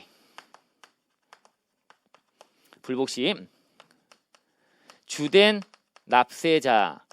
납세자의 위법 사유, 억울한 사유를 이거를 가지고 주장할 수가 있다 없다? 주장 가능. 얘가 생긴 납세의 위법 사유를 얘가 불복할 때 얘가 주장해갖고 억울합니다라고 다퉈볼 수도 있다는 얘기야. 그게 부종성을 보여주는 대표적인 예가 되는 거죠. 이해하시겠죠? 자, 좀 더 어렵게 지금 어려운 얘기를 해봤는데, 자, 일단은 뭐 보충 납세문 특징이 얘가 못 내면 책임지는 거다라고 하는 것과 같이 책임지는 거라가 아니라 얘가 다 내면 전혀 문제가 없는데 못 냈을 때 책임지는 거고요. 얘한테 생긴 사유는 같이 영향을 미친다. 부종성이다라고 하는 게 특징이다라고 보시면 되고, 그래서 얘는 똑같이 취급이 되는 거다. 이 사유나 이런 것들. 그래서 얘가 불복에 들어간다면 얘의 위법 사유를 같이 얘가 주장해서 싸워볼 수 있다라고 하는 거야. 아셨죠? 오케이. 자, 그러면서 이제 2차 납세무에 대한 이제 얘기들이 등장하는데, 2차 납세무는 일단 자, 내용이 일단 첫 번째, 자, 주된 납세자 누구의 납세무를 주된 이게 누구냐 이거죠. 누구냐? 그다음에 두 번째는 그러면 이거에 대해서 제2차 납세무를 지는 거는 누구냐? 내용 정리가 주된은 누구고 2차는 누구냐 이거죠. 누구의 납세무에 대해서 누가 2차 납세무 지는 거냐라고 하는 거고, 세 번째. 자, 2차 납세무 질 때 대상이 되는 국세는 어디까지냐? 성립된 거냐, 확정된 거냐 이런 거야. 대상국세. 어떤 세금까지를 책임져야 되는 거냐라고 하는 거야. 대상국세. 네 번째는 이제 요건인데 당연히 이건 들어갈 거야. 보충성이니까 징수가 부족해야죠. 징수 부족액이라고 하는 거. 에다가 플러스 알파로 요건들이 또 추가로 등장하는 것들이 각가지가 있습니다. 이거 얹어 갖고 이제 정리하시면 되는 거고, 마지막 5번이 한도 있냐 없냐. 어떤 건 없기도 하고 어떤 건 있기도 하고. 한도 어디까지 책임지는 거냐? 2차적인 책임질 때. 얘가 2차 납세무 질 때 한도 어디까지냐? 한도가 있는 것들은 또 정리해보자. 이 5가지로 정리하시면 되는 거야. 자, 그게 거기 박스로 정리가 되어 있는 거죠. 주된 2차, 그다음에 요건, 대상국세, 한도이라고 되어 있는데 저렇게 해서 한번 번호 매겨봤어요. 4가지가 있네요. 청산인 등 출자자, 법인의, 사업양수인의 이렇게 4가지가 있네. 4가지. 이 4가지에 대해서 제가 간단하게 그림을 좀 그릴 거야. 그래서 그거 안에서 저걸 찾아내시면 되는 거야.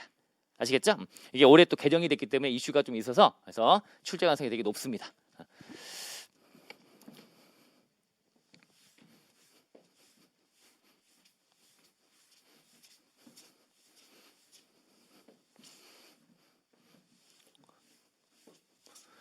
자, 첫 번째는 청산인 등 2차 납세무라고 하는 청산인 등. 청산이라고 하는 거는 법인이 문 닫을 때 하는 거 아니겠습니까? 청산이라는 표현은 그죠? 듣고 잘 한번 이해해 보세요. 자, 첫 번째가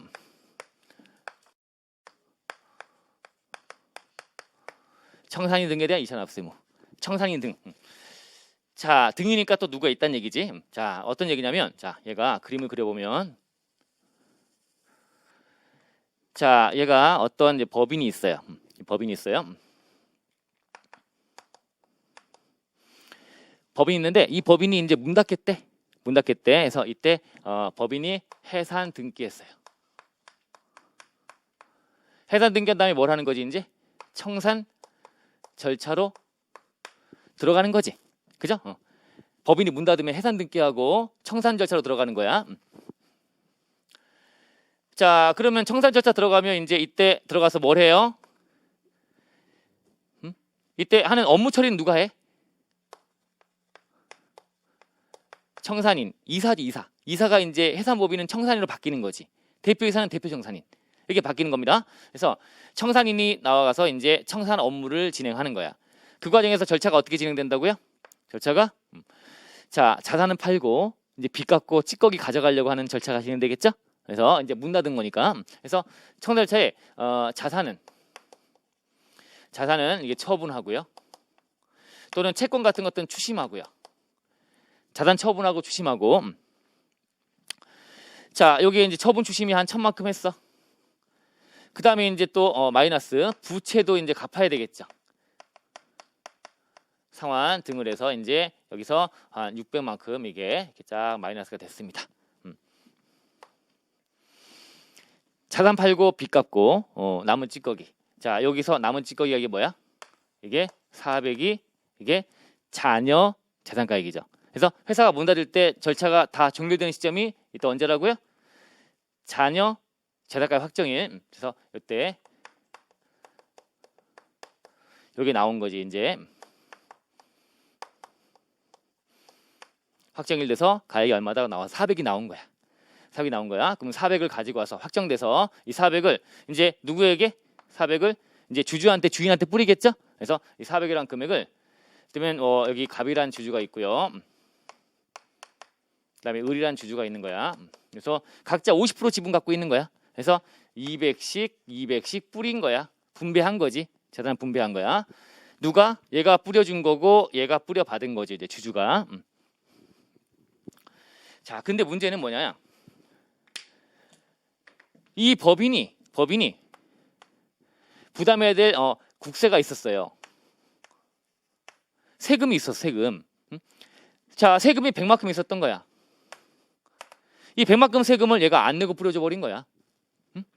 안 내고 뿌려줘 버린 거야. 그래서 당연히 세금도 부채 중에 하나로서 다 부채인 세금을 내고 나서 뿌려받아가야 되는데 그럼 세금을 냈더라면 얼마 뿌려받아가야 돼요? 300이죠. 이제 400이 아니라. 그러면 150, 150 가져가야 되는데 얘가 50씩 더 가져간 거야. 그래서 이때 이거에 대해서 이천압세무를 지우겠다라고 하는 거예요. 그래서 이 법인은 없어졌기 때문에 지금 내일 법인이 존재하지 않는 게 돼버렸고요. 그죠? 그러면 이거에 대해서 야, 원죄는 일단 누구한테 있는 거야? 얘지, 얘.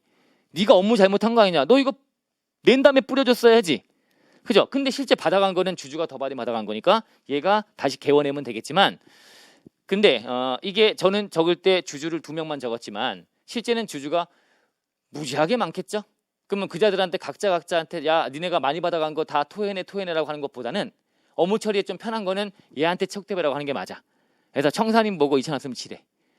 네가 뿌려줬으니까 네가 책임지라는 거야. 그러면 얘는 자기가 가져간 게 아니기 때문에 얘한테 뭐랄까요? 이제 구상권 행사를 니네끼리 해. 그게 업무 처리가 편하니까. 그래서 원래는 얘가 책임지는 게 맞아. 더 가져간 걸 내놔야죠. 세금 내고 가져갔어야 되는 거니까. 그런데 얘한테 책임지라고 하고, 그리고 얘도 책임지는 걸로 하는데 보통은 실무적으로 얘한테 하고, 그리고 얘가 받아가는 걸로 하더라. 이렇게 절차가 진행된다라고 하는 거죠. 이게 청산인 등 이천압세무다. 이해되셨나요? 그래서 이 상황에서 그러면 주대는 누구겠어? 해산으로 청산해서 없어지는 법인. 이 법인이 되겠죠? 이게 이제 1번 주된. 그다음 2번이 뭐야? 청산인. 그죠? 얘가 이천압세무. 그리고 얘 주주들. 그죠? 얘가 이천압세무다 이거죠. 그죠? 2번. 분배한 청산인과 분배받아가는 주주들. 그죠? 이 자들이 이천압세무 지는 거야. 그 다음에 3번은 대상국세인데 이 국세는 이제 3번 이제 성립국세다라고 하는 거예요. 당연하죠. 세금이 생겨났으면 금액이 확정이 안 됐더라도 내야 될 의무가 당연히 시작된 건데 금액이 아직 확정이 됐든 안 됐든 간에 성립만 했다면 책임지는 건 당연한 거다 이거죠. 생겨났으면 다 그거는 책임지고 끝내야 되는 거다라고 하는 거야. 그죠? 그래서 성립한 국세면 다 책임지라. 3번. 그 다음에 자 이랬는데 얘가 자 세금을 이 법인이 낼 수 있으면 좋은데 당연히 징수 못했겠지. 부족액. 이라고 하는 거고 알파는 없어요. 추가적인 요건은. 자, 그다음에 마지막 한도는 뭐겠어? 한도는 이제 뭐 4번은 징수 부족액이라고 나오는 거고요. 그다음에 5번의 한도가 얘와 얘가 한도가 있는데 얘는 분배한 뿌려준 자산가액을 한도라는 거고요. 얘는 이 주주들은 분배받은 이렇게 되는 거야. 뿌려준 거 얘는 분배받은 거를 한도로 해서 책임져라라고 하는 게 또 만들어져 있고요. 아시겠죠? 자, 이렇게 돼 있다. 교재 가볼게요. 자, 청산인 등 이천압세무. 자, 주대는 누구야? 해산하여 청산하는 법인. 문 닫는 법인. 네 내야 될 납세무에 대해서 자, 청산인 등이 세금 안 내고 뿌려져 버렸으니까 이천압세무는 청산인이 또는 분배받아가는 주주들이 그래서 1번, 2번 얘들이 책임지는 거다. 자, 오른쪽 페이지 3번 이제 3번 요건. 자, 동그라미 1번이 뭐예요? 세금을 납부하지 않은 채 자녀 재산을 분배했다라고 하는 거죠. 그리고 징수가 또 부족하다는 거야. 이게 요건이다라고 보시면 되고 대상국세는 성립국세다. 그돼 있고 한도는 뿌려준 자들은 분배 인도한, 뿌려받아가는 주주들은 분배 인도받은, 그죠? 가액을 한도로 하겠다라고 들어가 있어요. 이렇게 또 기억하시면 되겠죠? 할 수 있죠?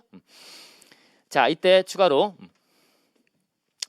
원래 자 얘하고 책임지는 거니까 아까 우리 좀 전에 가로 공부했던 게 뭐지? 연대납세무라고 하는 거죠. 그래서 얘와 얘가 연대납세무를 질 거냐라고 하는 건데 원래 지는 거였는데 꽤 오래전에 삭제가 돼서 지지 않는 걸로 돼 있어요. 실무를 반영해서 어차피 얘가 책임 다 져. 그런 다음에 얘한테 구상권 행사해. 그렇기 때문에 그래서 굳이 연대 책임으로 묶을 필요 없다는 건지. 그래서 없애버렸어. 그래서 이 둘 간의 연대납 진다 안 진다? 안 진다라고 하는 거야. 안 진다. 그런데 입법 미스로 우리가 볼 때는 입법 미스야. 입법 미스로 자, 이 법인이 내야 될 이 국세라고 하는 법인세에 대해서는 이렇게 연대납 진지 않는다라고 돼 있는데 이 해당 이 법인이 원천 인수한 소득세 법인세 원천 인수한 거 이거에 대해서 원천 인수를 안 했거나 해야 되는데 아니면 했지만 납부를 안 한 거 얘가 내야 될 법인세가 아니라 얘가 상대방한테 소득을 줄 때 원천 인수한 세금 원천 인수한 세금 그걸 또 안 내고 지금 뿌려줘 버리고 한 거야. 그놈에 대해서는 이 둘 간에 연대납 진다 안 진다? 진다고 돼 있단 말이지. 이건 누락돼서 삭제가 안 되고 남아있단 말이에요. 원래 삭제할 때 같이 삭제가 됐어야 정상인데 제가 볼 때는 그런데 이게 삭제가 남아있고 그게 그 이후에도 시험에 가끔 등장하더란 말이에요. 그러니까 짜증나는 거죠. 이제 잘못된 거라고 보는데도 불구하고 세금이 자꾸 나오고 있으니까 그러면 이유가 뭘까? 고민을 많이 해보는데 아직까지 답을 못 찾았어요. 그게 남아있는 이유가 뭘까? 연대 책임 묻는다고 남아있는 이유가 뭘까? 그래서 어쨌든 결론적인 거 가져가야 돼. 시험에 나오니까. 자, 그래서 자, 여기는 안 진다 원래. 안 진다는 거야. 그런데 뭐는 진다고요? 앞이지. 앞이지 아까 안 보고 넘어온 거. 세법 규정. 연대납세무의 동그라미 5번. 5번. 해산한 법인의 이자소득 등 원천인수해야 할 법인세 또는 소득세에 대한 청산인과 자녀단 분배받은 자 연대납세무. 이게 남아있단 말이에요. 문 닫아 없어지는 법인에 이자나 이런 거 줄 때 원천인수 해야 되는데 안 했거나 했지만 납부하지 안 하고 있는 상태. 이 상태에서 얘가 문 닫는 거야. 근데 그거를 고려하지 않은 채 뿌려져 버린 거지. 그러면 청산인과 분배받아간 자는 둘은 같이 책임져 연대납세무야? 라고 하는 게 남아있단 말이죠. 이해하시겠어요? 자, 그게 남아있다. 자, 그거 하나 보셨고요. 자, 그 다음에 이제 거기 출자자 등 예천납세무가 나오네요. 출자자 등.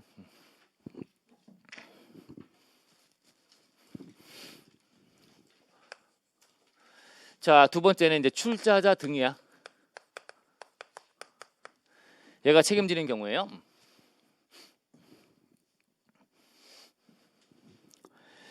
출자자 등의 이천납세무. 자, 오른쪽에 법인의 이천납세무라고 하는 것도 있죠. 법인도 있고 얘는 출자자 등도 있죠. 그죠? 자, 이거는 이제 법인이 있어요.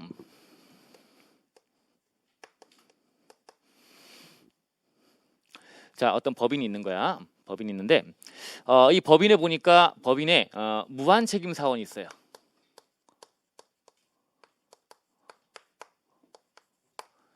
무한 책임 사원은 당연히 책임을 다 지겠다고 하는 거잖아. 무한대로. 그러니까 얘가 납세물을 이행 못하면 얘가 책임진 건 당연한 거지. 그렇죠? 그래서 무한 책임 사원이 법인에 있다라고 한다면 얘가 책임진 건 당연한 거고요. 그다음에 얘가 이제 또 이제 주주야. 주주도 이제 있어요. 이 법인의 주주. 자, 주주는 원래 무한 책임 사원, 무한 책임을 지는 건가? 아니죠. 유한 책임이라는 개념이죠. 여러분 삼성전자의 주주야, 여러분들이. 그러면 삼성전자가 세금 못 낸 게 있어. 여러분 책임집니까? 안 하잖아요. 그죠? 세금 못 내고 허덕허덕 하면 주가 떨어지고 하면 그것만 손해 보면 되는 거지. 그 세금에 대해서 2차적으로 책임질 필요는 없지 않습니까? 그래서 이 주주는 얘는 주주는 원칙이 얘가 유한 책임이 원칙이야. 그래서 얘가 세금 못 낸 거에 대해서 책임질 이유는 전혀 없는 거야. 근데 여기에 예외로 과점 주주가 돼버리면, 요건 만족한 과점 주주가 돼버리면, 과점은 지분이 50% 초과하는 거야. 50%를 넘게 지분을 갖고 있는 거야. 그렇다면 얘가 의사결정하거나 할 때 이 법인의 경영을 마음대로 좌우해가지고요, 세금이 생겨날 때 원인자가 아니겠냐. 원래 주주는 유한 책임이 원칙이지만 그 틀을 깨고 과점 주주가 됐다라고 한다면 이때는 너도 세금 못 낸 거 책임져라라고 하는 게 등장한 거야. 그래서 이때 이천납세무 지는 자는 무한 책임 사원이거나 아니면 과점 주주이거나가 되는 거죠. 이제 주주 중에는 과점 주주, 얘가 이천납세무 지는 거야. 얘가 못 낸 세금에 대해서 이천납세무 지는 거야. 아셨죠? 구체적으로는 좀 개정사항이 있는데 좀 이따가 보시고, 어쨌든 이런 구조다. 얘가 세금 못 낸 걸 얘가 책임진다라고 하는 거고요. 자, 이때 이제 이 과점 주주는 어떻게 정의하고 있느냐? 과점 주주는 주주 또는 얘가 뭐 한 명 합자회사라고 한다면 유한 책임 사원 1인, 주주 1인 등등, 주주 1인과 플러스 그 외 자기의 특수관계인 주주 1인과 특수관계인은 지분을 합치는 거야. 합쳐갖고 얘가 지분의 50%를 초과하는 거지. 50% 초과하는 지분을 갖고 있는 거야. 과점주주는 50% 초과 과점주주야. 지분의 50% 초과 과점주주의 범위 들어가고요. 이렇다고 해서 과점주주가 되는 것이 아니고, 일단 기본적인 출발이 이거고, 여기다가 and 그 법인의 경영에 여기에 개정된 거예요. 올해 지배적 영향력을 행사한다면 이러면 너는 과점주주다. 그래서 네가 책임져야 되겠다라고 하는 거야.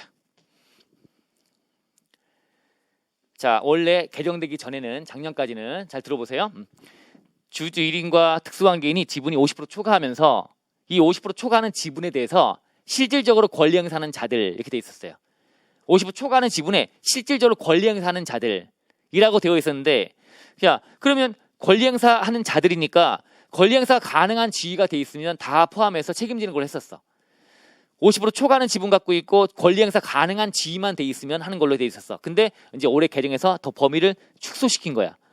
이렇다고 다 책임지는 건 아니고, 이렇다고 다 원인자냐? 그건 아니고, 법인의 경영에 뭐 임원의 임명권을 갖고 있다든가, 사업방침 결정할 때 자기 마음대로 결정한다든가, 이런 지배적인 영향력, 이런 영향을 행사할 때만 책임지는 게 맞다. 이 행사해 갖고 이걸 네가 세금이 생긴 거 아니냐? 너 때문에 네가 의사결정해서 그러면 너도 책임지는 게 맞지 않느냐? 라고 해서 이게 좀 더 협소하게 더 구체적으로 들어간 거야. 여태까지는 그냥 이거에 대한 권리 행사만 할 수 있는 자라면 들어가는 걸로 돼 있었는데, 그게 아니라 지배적 영향력 행사하는 자가 돼야지만, 행사하는 자들이 돼야지만 책임지는 거다 라고 더 합리적으로 구체적으로 바뀐 거다. 협소하게 바뀐 거다라고 보시면 돼. 조금 이게 이제 완화가 많이 됐어요. 올해 개정되는 게 이제 특징이 좀 그런 거야. 요게 좀 완화가 된 거고요. 이해하셨죠, 여기까지? 그래서 얘들이 책임지는 거다. 얘가 못 내면 얘는 당연히 무한 책임이니까. 주주는 원래 유한 책임 맞지만 과점 주주가 돼서 이 세금의 원인 제공자가 됐으니까 너도 책임지는 거다라고 하는 걸로 들어온 거예요. 자, 그럼 그 다음에 이제 3번에 자, 이제 번호 매기면서 한번 따라가 볼까요? 얘가 1번 이제 법인이라고 하는 건데, 그리고 얘가 이제 2번이 되겠죠. 이산학세물 짓는 자들, 그죠? 1번, 2번. 자, 그 다음에 이제 3번. 어떤 세금? 얘도 원인 제공자다. 얘는 무한 책임. 생겨나기만 했다면 책임지는 거 맞겠지. 그죠? 그래서 3번은 어떤 국세? 대상국세가 성립한 국세. 그죠? 성립한 국세. 세금이 생겨난 국세는 다 책임져. 그래서 이거 따질 때도 과점주주인지 이거 따질 때도 언제 당시? 성립할 당시에. 이것도 얘가 세금이 성립할 당시에 과점주주를 따져봐요. 지분이 자꾸 바뀔 수 있으니까. 세금이 성립할 당시. 그러면 법인세 언제 성립해? 법인세? 12월 말. 그죠? 그때 성립할 당시에. 그래서 이 성립이라고 하는 시점 가지고 시험에 계산 문제가 출제가 되기도 합니다. 우리 계산 문제가 거의 국기법 안 나오지만 가끔가다 등장하는 것이, 여기에 등장하면 포인트는 뭐야? 특히 이제 부가가세 같은 게 나와. 부가세로 따지면 부가세는 1기분은 언제 성립하지? 1기분은 성립이 6월 말에 성립하는 거 아닌가? 그죠? 6월 말에. 그러면 6월 말인데 7월 달쯤도 지분이 막 바뀐 거야. 그러면 그걸로 판단할 때 이거 초과 판단하고 등해서 지분만큼 책임지고 할 때 그때 성립 당시를 기준으로 책임지는 범위를 정하고 해야 되는 거니까 그게 좀 의미가 있게 출제가 된 적이 있습니다. 그래서 여러분들은 내용 정리만 하고 끝나는 게 아니라 뒤에 문제도 한번 풀어볼 여유가 되시면 풀어볼 때 이런 것들 한번 경험해 보시면 돼요. 일단 성립국세, 성립할 당시에 이렇게 지분대로 책임지는 거다라고 되어 있고요. 자, 그 다음에 당연히 4번은 이제 징수부족액이다라고 되어 있으니까 그거는 뭐 얘한테 걷어갈 수 있으면 왜 책임지라고 하겠어? 얘한테 징수가 부족하니까 보충성 책임지는 거고, 이제 마지막 5번이 한도인데 이 무한 책임 사원은 한도가 없겠죠. 이름이 뭐니까 무한 책임 사원이니까 한도 없는 거고요. 과점 주주는요, 얘는 한도가 있는 거야. 한도가 있어. 어떻게 한도 책임지면 돼? 한도 과점 주주는 자기가 의사결정에 참여한 것만큼 책임지면 되는 그런 개념이 되는 거야. 그래서 내가 징수를 못하는 부족에다 곱하기 지분 비율만큼 책임지는 거다라고 하고 있어요. 일단 과점주주가 됐어요.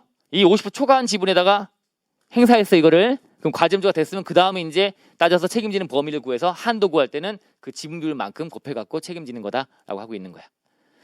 이때 계속 제가 얘기하지만 얘는 원인 제공자이기 때문에 책임지는 거다라고 본다면 의사결정에 참여해갖고 법인의 사업방침 결정하고 추총해서 이런 식으로 이제 본다면 얘가 의결권이 없는 주식은 빼고 판단해야 되겠지. 주식 중에 의결권 없는 주식이잖아요. 무의결권 이런 것들. 그래서 여기 지분 비율 한도 따질 때나 요거 50% 초과 이거 따질 때, 이런 거 따질 때, 요거 따질 때는 의결권 없는 주식은 제외하고 판단한다라고 하는 게 또 포인트가 돼요. 의결권이 있어야지만 그만큼 얘가 추총해서 의결권 행사해갖고 원인 제공을 했지 않느냐라고 보는 개념이니까, 그래서 이 없는 주식은 제외한다라고 되어 있습니다. 그리고 이제 올해 바뀐 게 이 법인이 제한 없이 다 하는 걸로 했었으나 올해 세법이 개정되면서 얘가 유가증권 시장, 그 다음에 코스닥 시장, 이른바 코스피 코스닥이라고 보면 되는 거죠. 여기에 상장돼 있는 법인은 제외. 이랬다가 저랬다가 옛날에는 제외됐다가 또 다시 부활했다가 다시 또 제외하는 걸 갔어. 그래서 다시 빼. 상장 주식은 제외하는 거야. 근데 상장은 세 가지거든요. 유가증권 시장, 코스닥 시장, 코넥스도 있는데 그건 아니고 유가증권 시장과 코스닥 시장 상장만 제외하는 걸로 되어 있습니다. 코넥스는 아니에요. 그래서 이렇게 상장 법인은 제외하겠다라고 들어가 있습니다. 그래서 개정된 것들이 많네요. 요것도 바뀌었고요. 표현이 요거 바뀌었고요. 요거하고 요거 바뀌었다. 개정됐다라고 보시면 돼요. 그래서 나오면 개정 이슈도 있으니까 요게 출제가 좀 될 수 있겠죠. 그죠? 자, 교재 가보시면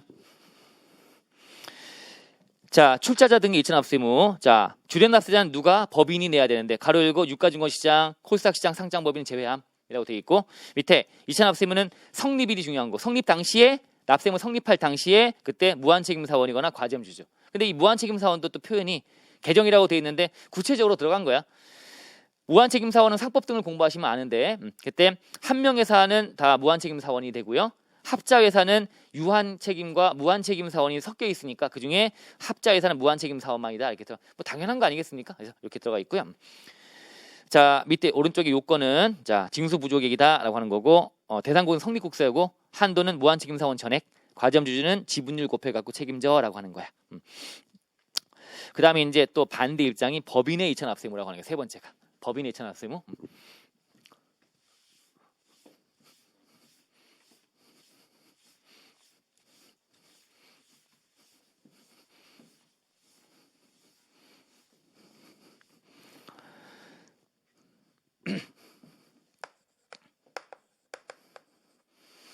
법인이 이체납세의무 지는 거야. 법인이. 자, 그 여기 이제 무한책임사원이 또 있어요.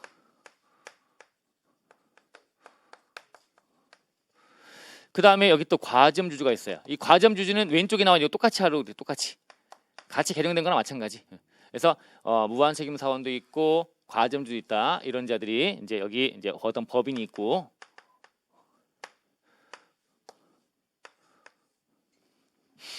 여기 이제 뭐 출자하거나 등에서 지분을 갖고 있고 막 그런 거야. 이런 상황인데 얘들이 주된 납세자예요. 무한책임사원이 과점주주가. 얘들 각자가 주된 납세자야. 얘들이 세금 내야 되는 거야. 무한책임사원이 아니면 과점주주가 세금을 내야 되는 거야. 그래서 이른바 요게 이제 1번 주된 얘가 내야 되는 세금인데 얘가 세금 못 내는 거야. 그러면 어떻게 하면 돼요? 무한책임사원 과점주주가 세금 못 내면 얘한테 납부 고지했다가 안 내면 독촉장 띄웠다가 안 내면 압류 걸고 매각하고 청산 과정에서 강제징수해서 세금을 걷어가면 되는 거야. 자, 그래가지고 얘한테 거두려고 노력을 막 하고 있어요. 근데 봤더니 얘가 세금 못 내서 독촉장 띄우고 압류 걸려고 찾아봤더니 부동산 같은 것도 다 없어. 아니면 있는데 모자라. 세금에 모자라. 턱없이 모자라. 그래가지고 이것저것 찾는데 찾다가 부동산 같은 건 없고 그럼 주식 같은 건 있나? 최후의 보루. 마지막 보루 찾아봤더니 주식이 있어. 얘가 주식 갖고 있잖아. 얘 과점주주니까. 이 법인의 지분 갖고 있는 거 아니야? 주식 갖고 있잖아요. 그죠? 무한책임사원도 지분 갖고 있는 거 아니야? 이 법인의 지분을 갖고 있는 거 아니야? 자, 그러면 얘들이 지분 갖고 있으니까 그거에다 뭘 하면 돼? 이제 주식에다가 압류 걸면 돼. 응? 상황 아시겠어요? 얘는 개념이 약간 특이한 개념이야. 그래서 얘가 세금 내야 되니까 못 내고 있으면 얘한테 다 절차를 밟아가면 되는 거야. 그 과정에서 마지막 남아있는 주식에 대해서 이 지분 갖고 있는 거에 대해서 압류 걸고 해서 매각해서 가져가려고 했더니 세금을. 근데 이게 봤더니 요건이 이 법인이 정관이나 이런 데다가 주식에 대한 매각 제한을 걸어놨다든가 아니면 팔려고 해도 이게 안 팔리는 거야. 주식이. 마지막 최후의 보루로 주식 갖고 세금 걷어가려고 하는데 얘는 무시하고 얘가 세금 내야 되는 거는 얘가 각자 납세자야. 그냥 압류 걸고 댕세 걷어가면 되는데 얘가 갖고 있는 지분이 있다면 지분이 그걸로 걷어가려고 했는데 그게 제한이 걸려서 이게 매각 불능이다라고 했을 때 그때 이제 국가는 악착같이 걷어가야 되는 거니까 이때 어떻게 하겠다? 얘한테 2차적인 납세금을 지우겠다라고 하는 거야. 여기 2번 이해하시겠죠? 자, 그래서 자, 이건 원인자고 뭐고 이런 게 아니야. 개념이. 그래서 1번은 얘 무한책임형 과점주주, 2번은 얘 법인. 이 법인은 이제 모든 법인이야. 얘는 개정이 안 됐어. 얘만 개정된 거야. 이 법인만 개정된 거야. 주된 얘 출자자 등 할 때 얘만 개정된 거고 얘는 개정이 안 됐어요. 얘는 모든 법인. 쟤도 원래 모든 법인인데 제가 상장 이런 거 제외한다는 게 들어간 거고. 자, 근데 이제 3번은 대상국세. 자, 얘는 성립국세일까요? 성립일까? 이제 최초로 성립이 아닌 게 등장하는 거야. 뭐죠? 어떤 국세 책임져야 돼? 확정돼야죠. 어떤 개념이니까? 얘한테 악자까지 걷어가려고 노력까지 하는 과정에서 마지막에 압류 걸 때 얘가 압류 걸어갖고 걷어가려는데 이게 팔리지 않는 거야, 주식이. 지분이 안 팔리니까 그 개념이 되는 거니까 얘는 당연히 확정국세라고 하는 거야. 확정국세. 성립이 아니라 확정국세야. 확정돼 있으면 돼야지만 책임지는 거다라고 하는 거고요. 얘도 성립 당시에 과점주주 무한책임사원이 아니야. 얘는 1번은 언제 따지냐면 납기 만료일이에요. 납기. 납부기한까지 내야 되는데 그때 안 내면 체납이 발생하잖아. 그 당시에 무한책임사원과 가점주주에 대해 책임지라고 하는 거야. 가점주주의 세금에 대해서 책임지라고 하는 거야. 납기 만료일. 성립과는 다른 얘기를 하고 있지만 성립이 아니고 얘는 성립된 거 원인자니까 책임져 이런 개념이 아니라 그런 게 아니라 얘한테 주식을 팔아갖고 지금 걷어가려고 했는데 안 팔리니까 그죠? 그래서 여기 4번에 추가적인 요건이 나오는 게 일단 징수 부족해야죠. 이건 당연히 요건이고 플러스 알파로 또 요건이 나오는 것이 이게 이 주식이 지분이 이게 매각이 안 된단 말이에요. 매각을 못 하는 거야. 그래서 얘가 매각이 제한이 걸려 있다든가 양도 제한 그래서 또는 매각 불능이다 이거죠. 시장성이 없어가지고 안 팔리는 거야. 팔아갖고 세금 걷어가려고 했더니 그러면 어떻게 하면 돼 이제? 얘한테 책임지라고 하면 되는 건데 어떻게 책임지라고 하는 거야? 법인은 자 이렇게 보세요. 이렇게 자산부채 자본이 돼 있을 거 아니야? 이게 자본이잖아. 자본 이게 이제 이른바 이 법인의 순자산이지. 순자산 여기다가 곱하기 얘 각자의 지분 비율 곱하면 그러면 각자의 지분의 몫이 나올 거 아니야. 그만큼을 이 법인 보고 세금을 내래. 이천학세금을 지래. 그럼 이게 어떤 개념이지? 이 주식을 팔아갖고 지금 세금 걷어가려고 했는데 이 세금 못 낸 거에 대해서 이게 매각이 안 돼 버리니까 그래? 그러면 이건 네가 정관에다가 매각 제한 걸어놨으니까 네가 책임져야 되는 거야 라고 하는 건데 어떻게 책임지는 거냐면 얘가 원래 주식을 회사에다가 반납하고요 감자하면 대가 받아가는 거잖아. 감자할 때 그런 것처럼 이 주식에 대해서 회사에 내놓고 감자 받아가는 것처럼 세금을 감자 대가로 내란 얘기야. 그리고 얘는 어떻게 할까 이제 그 다음 절차로 얘 지분 정리하겠지. 이제 네가 내 세금을 법인은 대신 부담했다. 그게 감자 대가 준 거 아니냐. 네 지분 갖고 와봐. 지분 찢어버리게. 감자 절차가 진행될 거야. 이해하시겠어요? 감자하는 것처럼 세금 내는 거야. 감자하는 것처럼.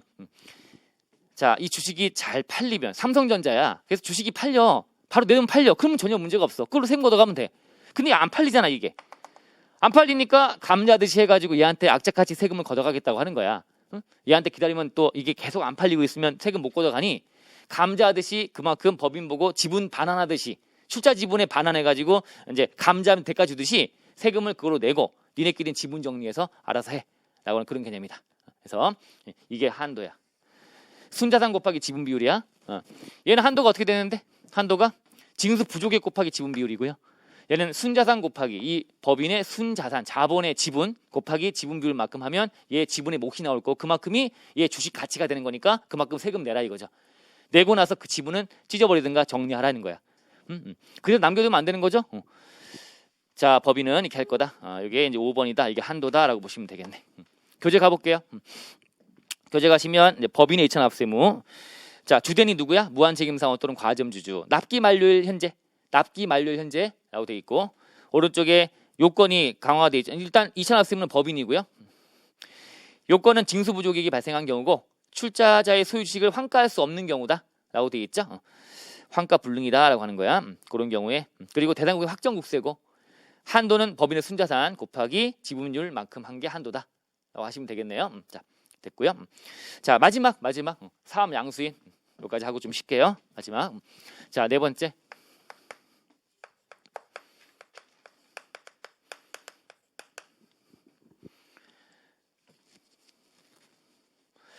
자, 사업 양수인. 자, 사업 양수인은 자, 일단 여기 갑이 있다. 갑이 여기 이제 A에게 사업을 양도한 거야. 사업 양도. 그러면 얘가 사업의 양도인 되는 것이고 얘가 사업 양수인 되는 거지. 그러면 양도인 입장에서 내야 되는 세금, 이게 이제 얘가 주된, 얘가 1번이야. 양도인이. 얘가 세금 못 낸 상태에서 사업을 넘겨받았다면 그때는 얘가 책임지는 거야 라고 하는. 간단해. 사업 양도인이 못 낸 세금, 양수인이 사업을 넘겨받았으니까 그때 양수인이 책임지는 거다라고 하는 거예요. 그러면 양수인 입장에서는 좀 황당한 사건이잖아요. PC방을 하나 물려받았는데 PC방 전 주인이 세금 안 낸 거를 다 떠안아라 이거죠. 이게 이제 개념적으로는 출발은 어떻게 되냐면 상법에서 상호라고 하는 개념에서 출발한 거야. 상호. 상법에서 나오는 상사 관계에서 상호를 계속 사용하면 상호가 뭐 A로 있는 상호를 계속 쓰면 그러면 상대방 외부의자들은 A라는 상호가 이어지니까 그 안에 소유자가 누군지 바뀌더라도 그걸 믿고 거래한 자들을 보호해주기 위해서 책임을 다 져야 된다라고 하는 데서 찾은 거야. 근데 이 세법을 오면서는 상호 사용이라고 하는 거는 조건에 들지 않았죠. 상호를 계속 쓸 것이라는 건 요건 없어. 어쨌든 그 모태로 갖고 와서 자, 국가는 얘가 사업을 했고 그걸 넘겨받아서 얘가 이어서 받았다면 그러면 국가는 얘한테 납세물을 지어야 되는 거를 그대로 얘가 이어받는 걸로 봐서 얘한테 책임을 지우겠다라고 하는 출발한 거야. 간단하게. 그러면 얘가 못 낸 세금 얘가 책임지는 거다라고 하는 건데 이게 그동안에 이제 문제점을 많이 갖고 있었던 게 뭐냐면 선의의 피해자가 발생할 수 있다. 얘는 아무 생각 없이 PC방 하나 물려받았는데 세금이 어마어마하게 못 낸 세금이 존재한다면 그거 내다가 얘는 망할 수가 있다라고 하는 거야. 그러니까 선의의 피해자를 막아줘야 되는 거니까 일단 양수인이 책임져야 되는 국세는 자 일단 3번 대상국세.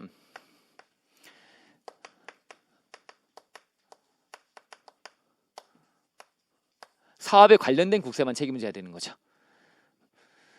그리고 플러스 확정은 됐어야지. 성립국세면 금액이 얼마인지 알아. 사업 넘겨받은 자가 성립만 된 건 다 책임지면 금액 확정까지 기다려야 되는 거야. 떠안을 수 있는지 없는지 감당할지 아닐지를 판단해 봐야 되는 거니까. 그래서 사업에 관련된 국세로서 확정은 돼 있어야지만 책임지는 게 맞다 라고 하는 거예요. 그래서 보통 시험에 출제가 되는 게 말문제에서 이 갑이 못 낸 양도소득세 책임질까 얘가? 양도세?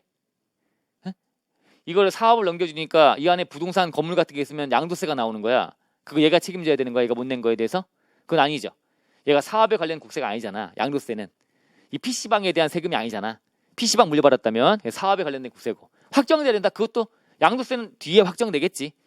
양도 시점에는 확정이 안 돼 있겠죠. 양도세는 사업 양도하고 나오는 세금이니까. 그런 개념이니까 당연히 양도세는 빠진다는 거 기억하세요. 양도세는 책임지는 게 아니야. 자, 그래서 확정은 돼서 예측 가능하게 하자. 양수인이. 그래서 확정이 돼 있어야 된다 하면서 약간 보완해서 운영은 되고 있었으나 근데 아무리 그래도 얘가 선의의 피해자가 발생할 수가 있다. 라고 하는 걸로 이제 해서 지적을 많이 받다 보니까 최근 들어 개정을 한 거야. 개정을 해서 이제 4번 이제 징수 부족액이다라는 요건은 당연히 들어가는 것이고 얘가 거둘 수 있으면 당연히 걷어가면 되는데 못 거두니까 얘한테 걷는 건데 여기다 얹어가지고 요건이 또 나오는 것이 갑과 A가 서로 간에 특수관계인일 건 이러면 하겠다라고 하는 게 하나. 둘 간에 특수관계가 있다는 거야. 그럼 특수관계 있으면 이거는 야 장난친 거지. 세금 피하려고 나온 세금 많이 있으니까 아유 특수관계자한테 넘겨주는 것처럼 해서 세금 안 내고 말아버리려고. 그러면 넌 떠안아야 돼? 라는 걸로 이제 그전에는 이게 없었기 때문에 아유 이거는 얘가 세금을 안 내고 피하기 위해서 이런 장난친 거라고 보기 때문에 그래서 얘하고 얘는 특수관계가 있어야지만 하는 게 맞는데 특수관계가 없어도 하는 거니까 이게 문제다라고 지적했는데 그래서 이게 들어온 거야. 여기다가 이제 이런 경우 이거는 아니면 특수관계 없대요. 없다 하더라도